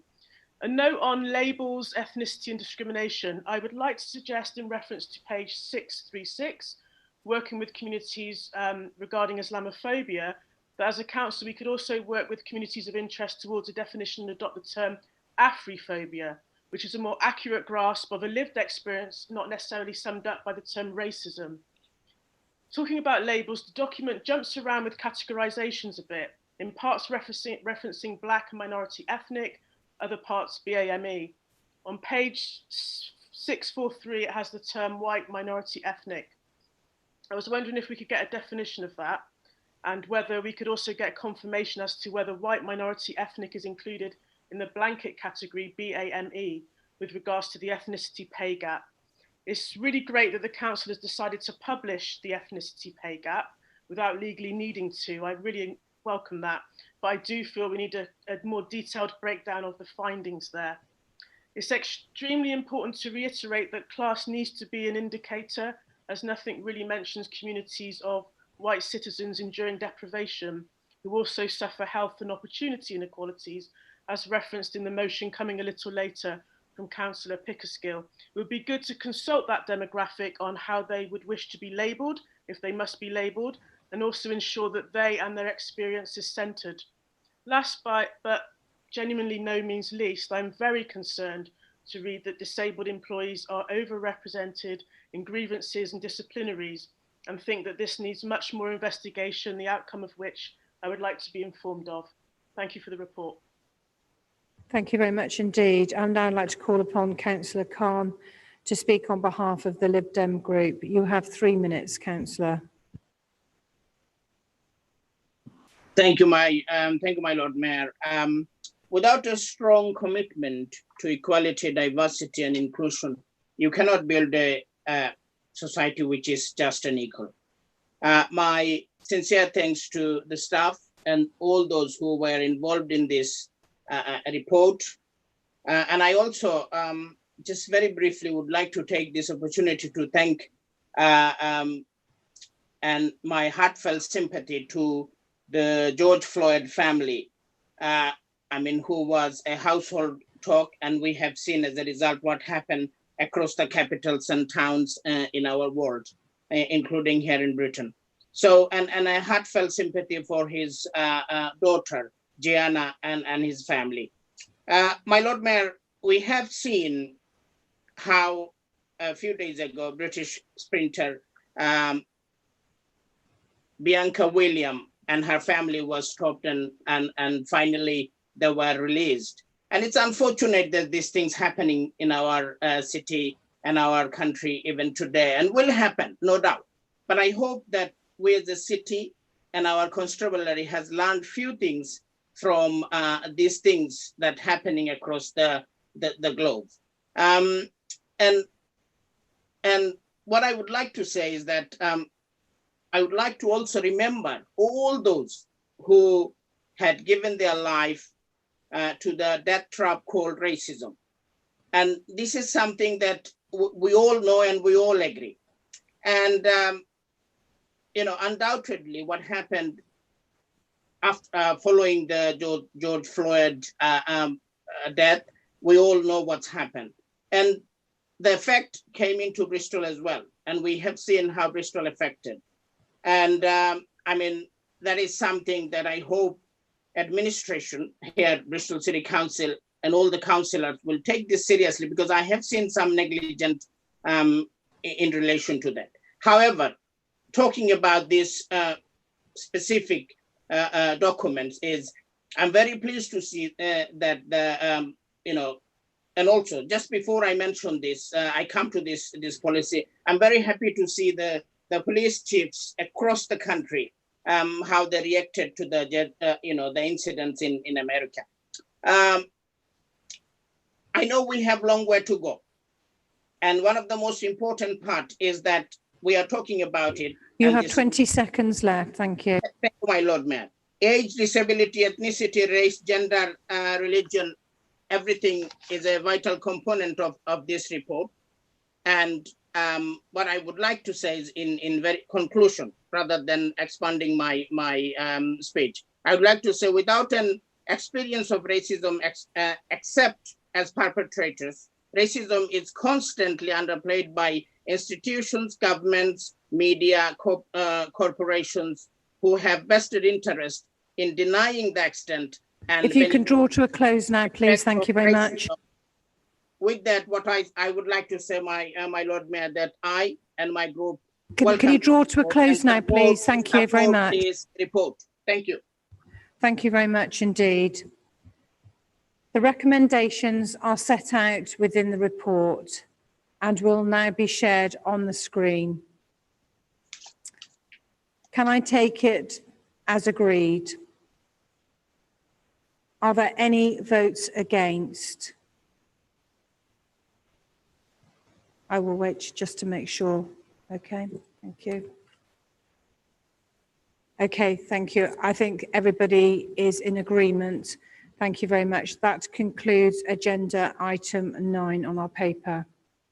I would now like to move to agenda item 10, motions. Today's golden motion, City of Hope, rebuilding a more inclusive Bristol. Please may I ask Councillor Pickerskill of the Labour Group to move the motion. You have 3 minutes, Councillor. Thank you. Thank you, Lord Mayor. I'm moving this motion because I believe we're at a junction in the city's history. We've got two choices. We either go back to business as usual, or we take the learning from this crisis and from the Black Lives Matter movement, and we rebuild a fairer, more inclusive city. And I chose the latter, and I'm sure most of you in this chamber will agree. This involves deliberately tackling inequality, dismantling structural racism in every single decision we make, and making sure we rebuild the economy inclusively, and that we take positive action to close gaps, and we address climate emergency, and we ensure nobody in this great city of ours is left behind. I know we all dread every day the announcement of the coronavirus related deaths, and our thoughts today are with their loved ones, particularly remembering anyone who's grieving in the Bristol area. The government said we're all in this crisis together, but the pandemic has shone a torch on global inequality, and again on our unequal and divided city. While some people are saying, oh, we've had a really nice lockdown, they're still receiving salaries, bonding with their children, doing yoga in the garden, online family quizzes and TikTok dances. But the experience of many people in our city has been very different. 200 students at City Academy had no access at all to IT for home learning. Large families have been trapped in tower blocks, too scared to go out. Women have faced domestic violence and food poverty, or lost jobs through the need to juggle childcare. Refugees have been re-traumatized by the experience, which reminds them of events they've fled. older and disabled people trapped in care homes as people with the virus are discharged into their midst. Poorly paid care workers, often women, have waited for weeks in vain to get protective equipment that they needed. And now, outrageously, they're being blamed by Boris for not following the procedures. We have not all been in it together. We know that this pandemic has disproportionately impacted on Black and Asian and minority ethnic communities, both in terms of numbers affected, proportion of deaths, but also in socioeconomic terms. And intersectionality means that BAME women, disabled people and lone parents face particular hardship. The horrendous death of George Floyd and the protests following it have rightly drawn attention to the systemic racism.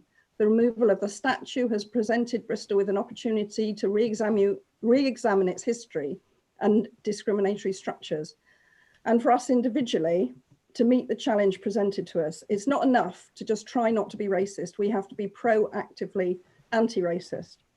I held my head in my hands, hearing the government's best response was to have another review. And thank goodness David Lammy quickly pointed out, we've already got his on criminal justice. We got them a first. You have 20 seconds left. Thank you. Right. But this motion is about hope.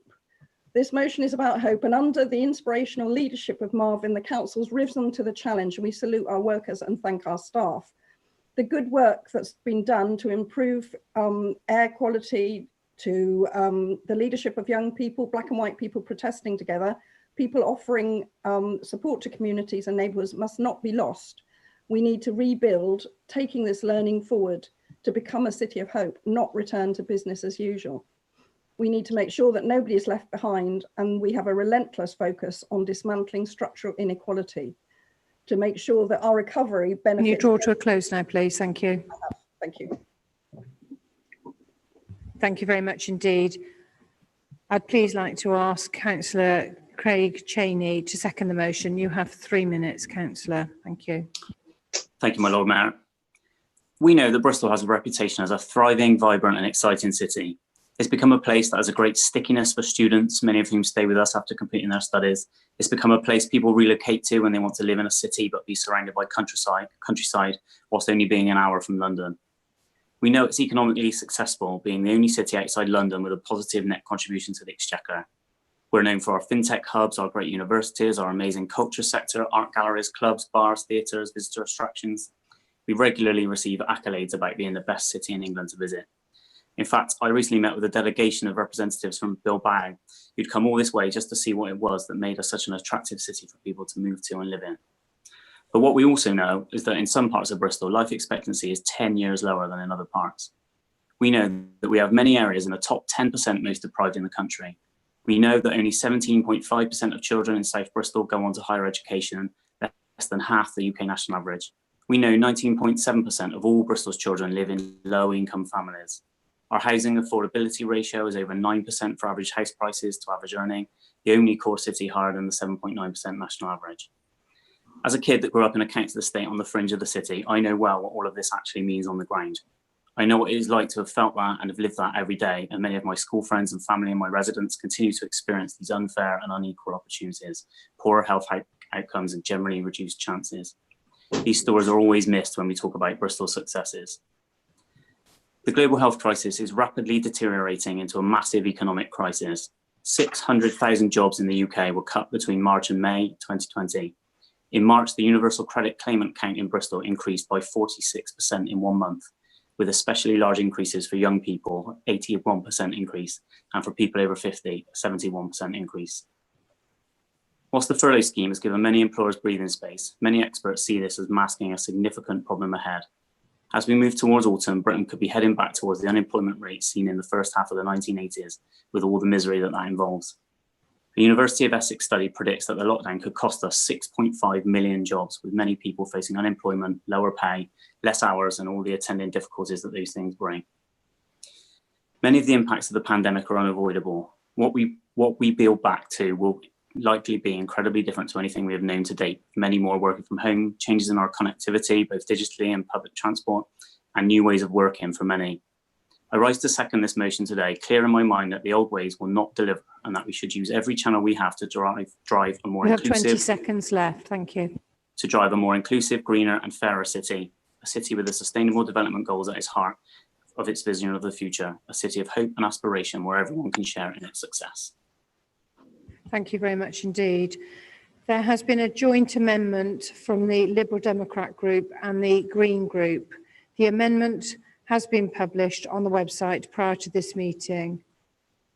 Please may I ask Councillor Hopkins to move the amendment. You have 3 minutes, Councillor. Thank you. You're on mute at the moment. Firstly, thank you to the Green Party councillors for working with us on this joint amendment. With both parties are highly concerned at the lack of a clear and effective clean air plan for our city. In addition, I'm very concerned that when we consider the necessary New Deal to tackle the upcoming financial crisis, that the opportunity is taken to use modern and clean technologies. This I raised at WECA, unfortunately not listened to there. My personal view is that the hydrogen economy should play a huge part, and what a triumph it would be if locally we could turn the already flying demonstration hydrogen planes into commercial success. I will now mention briefly a few points that are related to points in the existing motion and amendments. Note 4, we should all be concerned by the comments of Boris Johnson as he tried to shift blame for the excess deaths in care homes onto their operators and staff, as everyone associated in this area not suffered enough. Notes 5, I wrote to the administration regarding seeking clarity about Jenrick's remarks, and it was clear that none had been sought and none received. I was later told emphatically by a senior officer at HR committee that BCC could not apply for furlough money. I knew this to be incorrect and said so, and we now have 336 staff in this scheme and to their and our benefit. Note 6, we noted that that the move of the Colston statue from Plinth to Man Museum was overdue, and I'm sure many others here would have been glad to vote for this movement, and it would have put us in a significantly better position. We and many people out there in Bristol feel that the council failed to act promptly in this, and we understand the frustrations that came from that failure. And unfortunately, I think the repercussions are not finished yet. Believes too, I already referred to Boris Johnson unfairly trying to dump responsibility for the care home problems on the operators and the staff. And I think that it's the failure lay with government. We have to look at the situation now. It was very unwise to put in figures for a claimed you've got 20 seconds left, sorry. Claimed deficit in government funding. Well, we have to say that a vast amount of the shortfall in council finances and at the moment are not to do with COVID, but to do with Bristol Energy Company. And we should not forget when we thank our staff. Can you draw to a close, please? Certainly. The wonderful community-minded volunteers in lots of parts of the city and the people who helped to organise it. Very effective and one of the positive outcomes from this crisis. Thank you. Thank you very much. I would now like to call upon Councillor Lake to second the amendment. You have 3 minutes, Councillor. Thank you. Thank you. Yes, I'm happy to second the amendment, and I absolutely agree that we need a relentless focus to dismantle structural inequalities.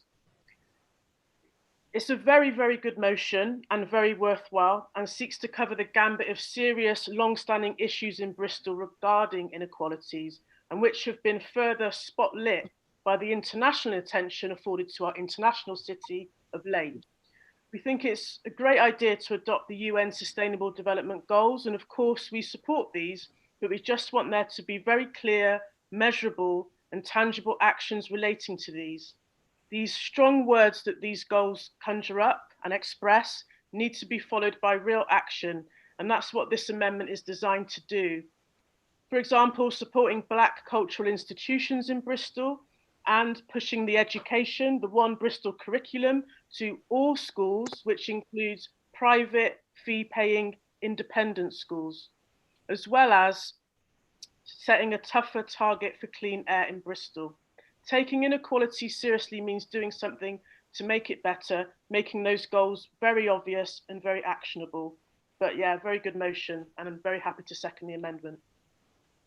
Thank you very much indeed. We now hear from speakers on the amendment. I would like to call upon Asher Craig to speak on behalf of the Labour group. You have 3 minutes. Thank you.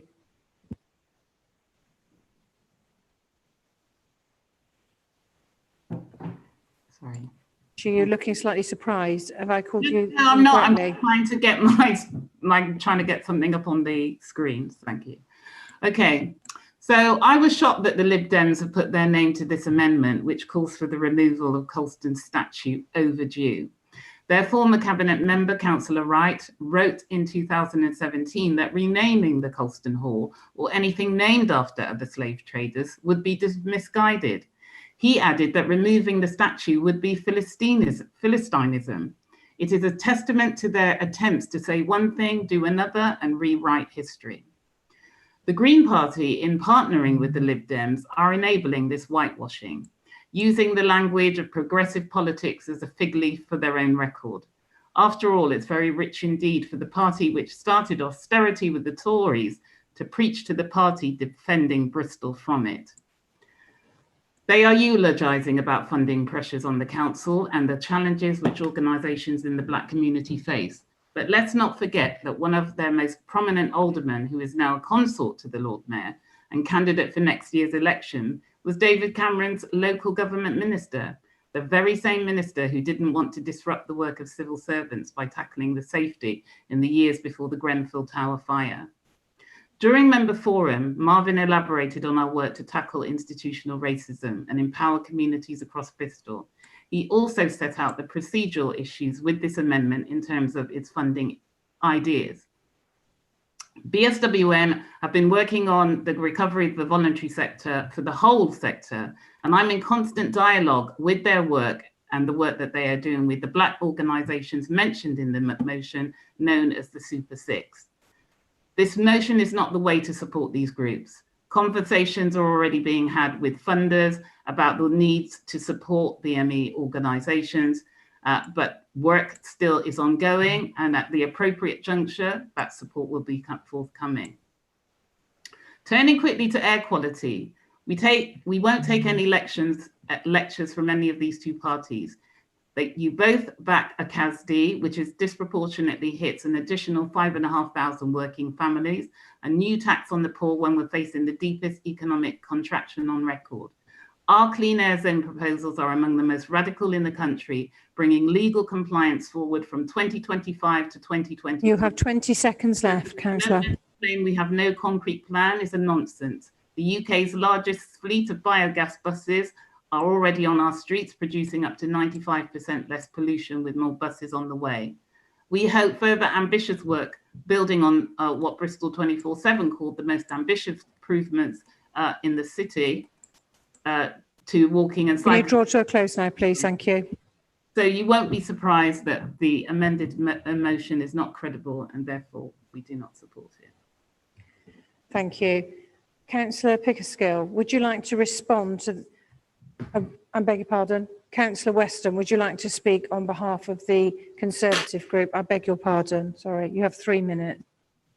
Thank you very much, my Lord Mayor. Where to begin? I'm sort of going to talk about the motion and the amendment, if I may. This feels almost like a Christmas tree motion. There's an awful lot of very large issues that have been put together. It's a very long motion at 2 pages. Each one of the issues individually is worthy of longer debate than we're able to have it now. And it's kind of one of those things that there are elements of it I really do support, and there are elements of it that I really don't. And that's true of both the motion and the amendment. So if I can just walk you through a few of those. When we're looking at, for example, what the council resolves, heartfelt thanks to council staff, completely agree. Amen. They've done a phenomenal job. Key worker staff, as we'll probably mention later, supermarket staff and everyone else as well. UN sustainability goals, I agree. They definitely should be there. Lobby the government to introduce a real living wage. I agree to an extent, but you can't have a debate on wages when you're only talking to half of the equation. We need to be talking to business groups as well. As Councillor Craig's mentioned, we're going to be an economic problem, a serious possible depression at this point, And so we need to make sure that any increases in wages go at the same time as the economy can afford it. So I don't think you can have a debate with only one part of that equation. To ask the Mayor to push the combined authority, I thought we might want to try being collaborative. I was particularly unimpressed when I read the other day about the Mayor sort of putting the boot in that letter. I think if we're going to want to attract money into this city, we need to work with people. And I don't think that attacking them or pushing them or anything else is a way to get someone to get their checkbook out. So I'm not sure on that one. The review of the impact equality assessment, I understand where you're coming from. Deprivation in class, I think that'll be tricky to actually get in there. I'm intrigued to see how you make that work. And the Marmot review, it's a good idea. There's a lot of good elements to it. Some have actually enacted, but not all of them. One issue I do have with it, though, is the basic universal income that it sort of asks. I think it's on recommendation 9. But then we come to where I really do start to have problems. In the full council believes section, and this is where the attacks on the government start to come in. Now, let's be crystal clear. The pandemic response has been uneven. Some things have worked well, others have not. But that is actually true of every country in the world. And you only have to look at the fact we've had health ministers resign in New Zealand. You know, you look at the pictures from Italy, from what's happening in France and everything else. That is standard, sadly, that appears. We need to learn lessons there. You have 20 seconds left, Councillor. I'm not Thank sure you. putting the boot is going to help. I also take issue when it comes to things like the numbers, and I think Councillor Gold will probably touch on this later. This motion and the amendment are uneven. There are elements of it I agree with and elements that I don't. And sadly, there's so many topics, I don't think we can cover them in this time window. I'm afraid I'm going to find it very hard to support either the amendment or the motion. Thank you, my Lord Mayor. Thank you very much indeed. Thank you. Councillor Pickersgill, would you like to respond to the debate on the amendment as the mover of the substantive motion? You have 3 minutes if you would like to respond. Thank you. Thank you. I mean, as I said earlier, I think it's a time for action, and I'm tired of years of equalities rhetoric, lip service and political point scoring on these issues. And now coming out of this crisis, we need to stop and think about the impact on people living in poverty in the outer estates, people in the tower blocks of Lawrence Hill. And that's why we've listed these practical actions in the main resolution, the main motion. And I'm tired of seeing equality impact assessments where people just cut and paste a bit of the law after the decision's made and think that they've done the role. The recommendations in the original motion say that we will take every strategic plan that we produce, every change to provision, and we will properly impact assess it. And we will look at deprivation in class as well and consider the poorest people in our city. Some of the things in the amendment I agree with, but I don't agree with it overall. We can't change the school curriculum. It should be decolonised, but we can't do it because that's something that we don't have any control over in terms of academies, etc. The economic situation has been outlined by Councillor Craig and by Councillor Cheney, and it's obviously a clear crisis and things are getting worse and worse. And it was shocking that Boris, when interviewed, didn't even realise that some people in this city and across the country have no recourse to public funds, so have absolutely no money and have been forced into destitution by this crisis. And it's a disgrace. The legacy for young people is likely to be food poverty, education gaps that can't be closed, and deteriorating mental health and lack of employment opportunities. So summing up, this is a once in a lifetime opportunity. We mustn't make it slip by. If Phil and I, who's George Floyd's brother, can remain dignified, focused and optimistic in the light of his family's horrendous suffering and say to lawmakers, if we keep pushing, we can get it done, then as decision makers in the city, we can put aside our differences and we can keep pushing for change, keep pushing for dismantling structural racism and inequality, keep pushing for a greener and more inclusive economy, and keep pushing for a city to be a beacon of hope for the rest of the country. So I urge you to support the main unamended motion. Thank you. Thank you very much indeed. We will now move to the vote on the joint Lib Dem Green amendment. This will be by a roll call. You are voting on the amended motion on the table and the names will be read out in alphabetical order. Thank you. Thank you, Lord Mayor. Councillor Abraham.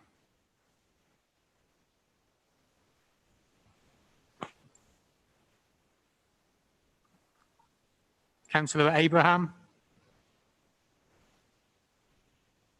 Abstain.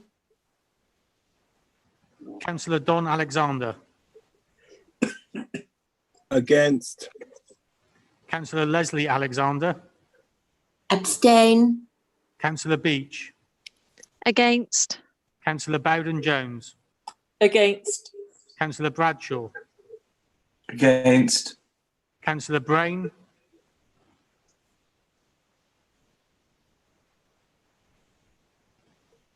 Councillor Brain. Councillor Bolton. For. Councillor Brooke. Against. Councillor Breckles. Against. Councillor Carey. For. Councillor Cheney. Against. Councillor Barry Clark. Against. Councillor Stephen Clark. For. Councillor Clough. For. Councillor Comley. For. Councillor Craig.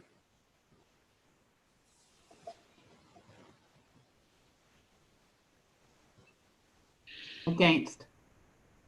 Councillor Chris Davies. For. Councillor Mike Davies. Against. Councillor Denyer. For. Councillor Dudd. Against. Councillor Eddy. Abstain. Councillor Fodor. For. Councillor Godwin. Against. Councillor Goggin. Against. Councillor Gollop. Abstain. Councillor Goulandris. Abstain. Councillor Hance. For. Councillor Hickman. Against. Councillor Hiscott. Abstain. Councillor Holland. Against. Councillor Hopkins. For. Councillor Jackson. Against. Councillor Jammer. Against. Councillor Johnson. Against. Councillor Jones. Abstain. Councillor Keane. Against. Councillor Kent. For. Councillor Khan.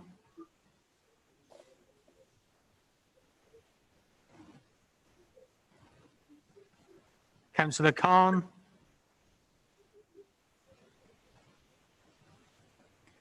Councillor Kirk. Against. Sorry, I was for. Thank you. Thank you, Councillor Khan. Councillor Lake. For. Councillor Lovell. Against. Councillor Massey. Against. Councillor Mead. Against. Councillor Malias. Abstain. Councillor Morris. Abstain. Councillor Negus. For.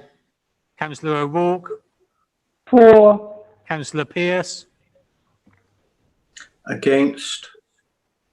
Councillor Phipps. Against. Councillor Pickersgill. Against. Councillor Quarterly. Abstain. Councillor Radford. Abstain. Councillor Rippington. Against. Councillor Sargent. Against. Councillor Shah. Against. Councillor Steve Smith. Abstain. Councillor Paul Smith. Against. Councillor Stevens. For. Councillor Thomas.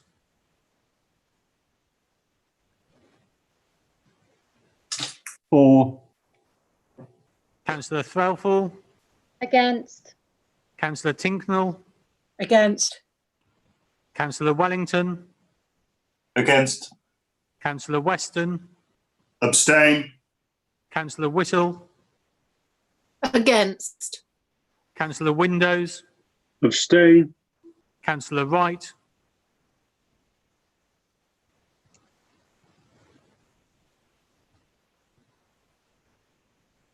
Councillor Wright.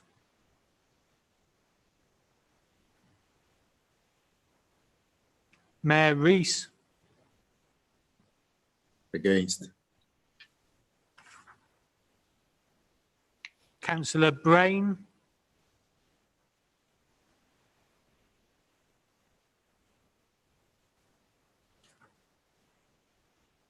Councillor Wright. Thank you, Lord Mayor. Thank you very much indeed.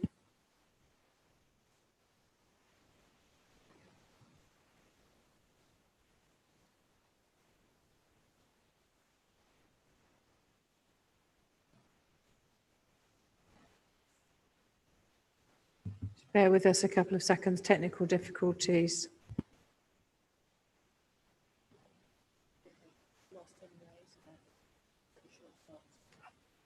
I'm certain of that, Lord Mayor, yes.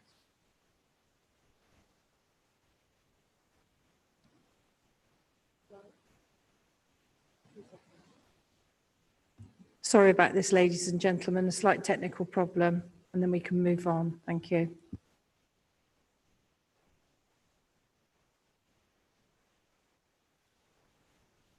We have a result here. It was 17 for, 35 against, and 14 abstentions. So the amended motion is lost. Okay. So what we will now do is go to a debate on the motion, the original motion, unamended. So we now go to speakers on the motion. I would now like to call upon Councillor Gollop to speak on behalf of the Conservative group. You have 3 minutes, Councillor.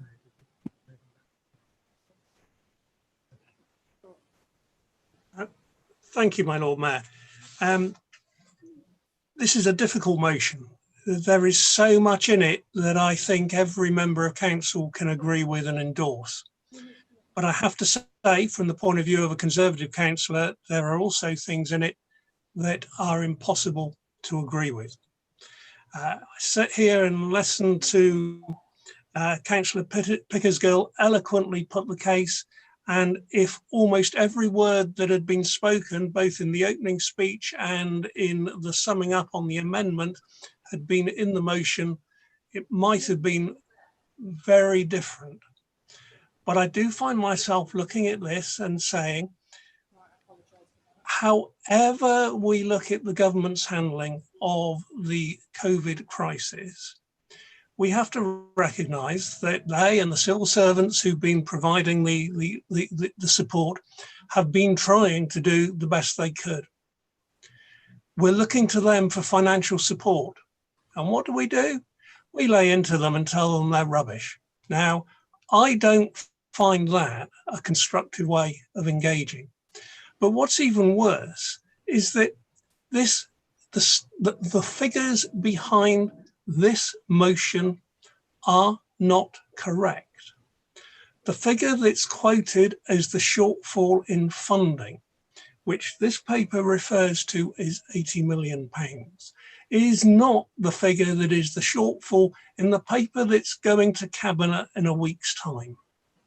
What that paper says is that the indicative value of the latest government support is estimated to be in the region of a further £21 million, leaving a residual estimated budget shortfall for the current year of £12.7 million,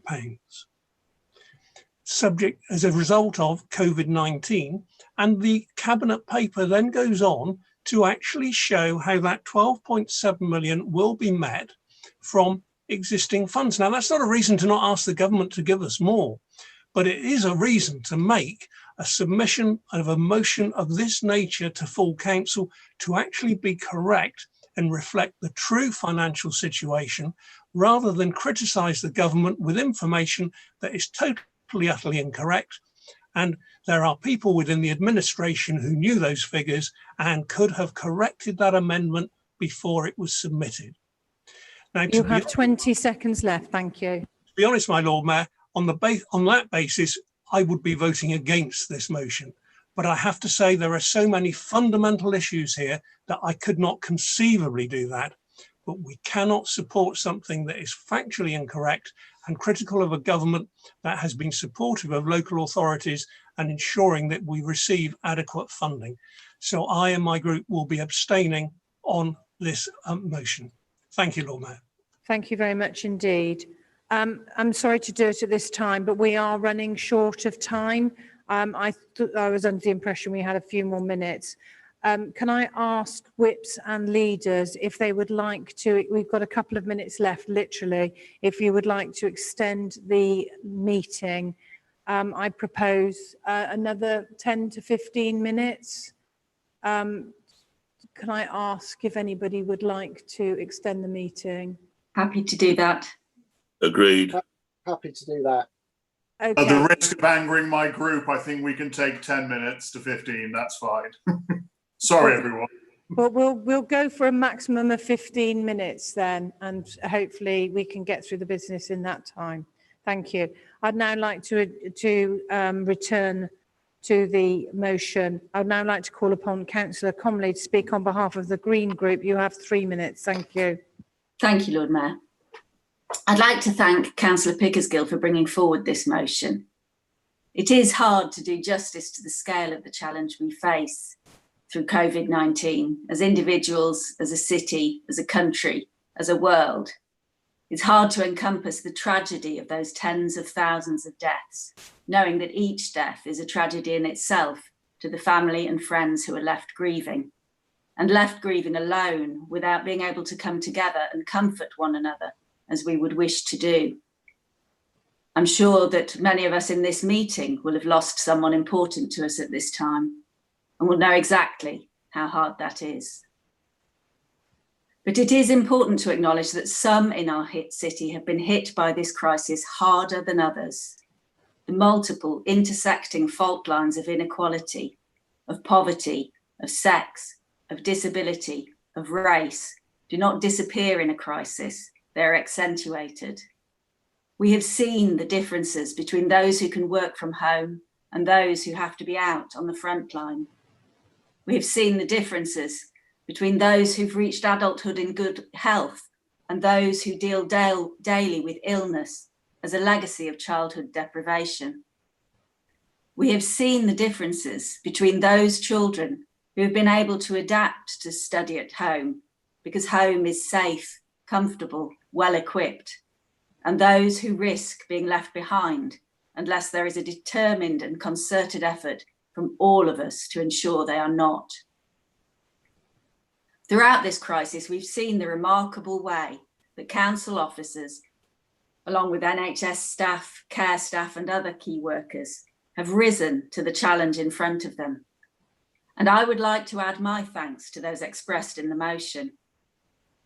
We've also seen the extraordinary determination of ordinary people in Bristol to stand together, to rally around their neighbours, to deliver food boxes or cooked meals to those who need them, to reach out to those at risk of isolation, to support families whose relationships are straining at the seams under the fierce stresses of these times. We have also seen a fresh willingness to consider that if we can cope with change on this scale when it is forced on us, perhaps we can choose to change things for the better as we rebuild. Understanding all of our city's history is an essential part of that process of finding a better way forward. You have 20 together, seconds left, Councillor. Thank you. as are the welcome focus on the Sustainable Development Goals and the reduction of health inequalities. I have no hesitation in giving this motion my support and look forward to working with all those who are willing to work together to build a better, healthier, wiser and more equal future. Thank you very much indeed. I'd now like to call upon Councillor Carey to speak on behalf of the Lib Dem group. You have 3 minutes, Councillor. Thank you. Thank you, my Lord Mayor. I shan't need 3 minutes. Whether you agree with all the topics and points in this motion or not, to do nothing is not an option. If you liken the current situation to a house on fire, to vote against or abstain on the vote whether to call the fire brigade or not, It's not an option. There are so many issues that we really need as a city to get to grips with. I won't say any more. I'll stop there and put it to people's conscience whether they vote for this or not. I know which way I shall be voting. Thank you very much. Thank you very much indeed. I would now like to call upon Councillor Pickersgill. Would you like to respond to the debate as the mover of the substantive motion? You have 3 minutes. Thank you. Thank you. I will make it quick because I know we're near the end. And I think I'd just like to say that we all wanted this government to succeed in this crisis. I think we were all behind trying to make it work. But I think some of us have become increasingly dismayed at the way some of the outcomes have impacted on people in our city. But the main point of the motion was to be a motion of hope, because we have seen some amazing things during this time. I mean, we've seen nature coming back, we've heard birds singing, but we've particularly seen neighbours coming together, offering help. We've seen young people stepping up and leading, but also within the council, I've seen quick, informed decision making and a lack of bureaucracy that I don't remember seeing for an awful long time. And I'm very proud of the way our administration has stepped up to it. I think there's been an amazingly good job. And I think we are already a beacon across the country of the way we've dealt with this and the way our officers have been out delivering parcels, have been just rolling their sleeves up, being flexible, doing what needs to be done. And that's the Bristol that I'm proud of. And that's the Bristol that I think we can build on. And with this motion, and taking equalities impact assessments and sustainable goals seriously, and really, really being deliberate in the way we think in future, and being deliberately anti-racist and deliberately tackling poverty, I think we can build on this and not lose the learning from this crisis. So thank you. Thank you very much indeed. I would like to now move to a vote on the motion on the table. This is going to be a group vote. Councillor Hickman, on behalf of the Labour group, how do your councillors vote? For. Thank you. Councillor Weston, on behalf of the Conservative group, how do your councillors vote? Abstain. Thank you. Councillor Comley, on behalf of the Green group, how do your councillors vote? For. Thank you. And Councillor Hopkins, on behalf of the Liberal Democrat group, how do your councillors vote? For. Thank you very much. Would any councillors like to register that they do not vote as indicated by their group leader? I think we've asked if people can indicate with a little blue hand, raise that. If that doesn't work, if they could raise their hand just to let us know. We don't see any hands raised. That means that the motion is passed unanimously. Thank you very much indeed. And that brings to an end today's meeting. The next meeting, sorry, I'll have to turn the page. The next meeting of full council is on the 8th of September 2020 and it starts at 6 p.m. Thank you very much and good evening. Thank you.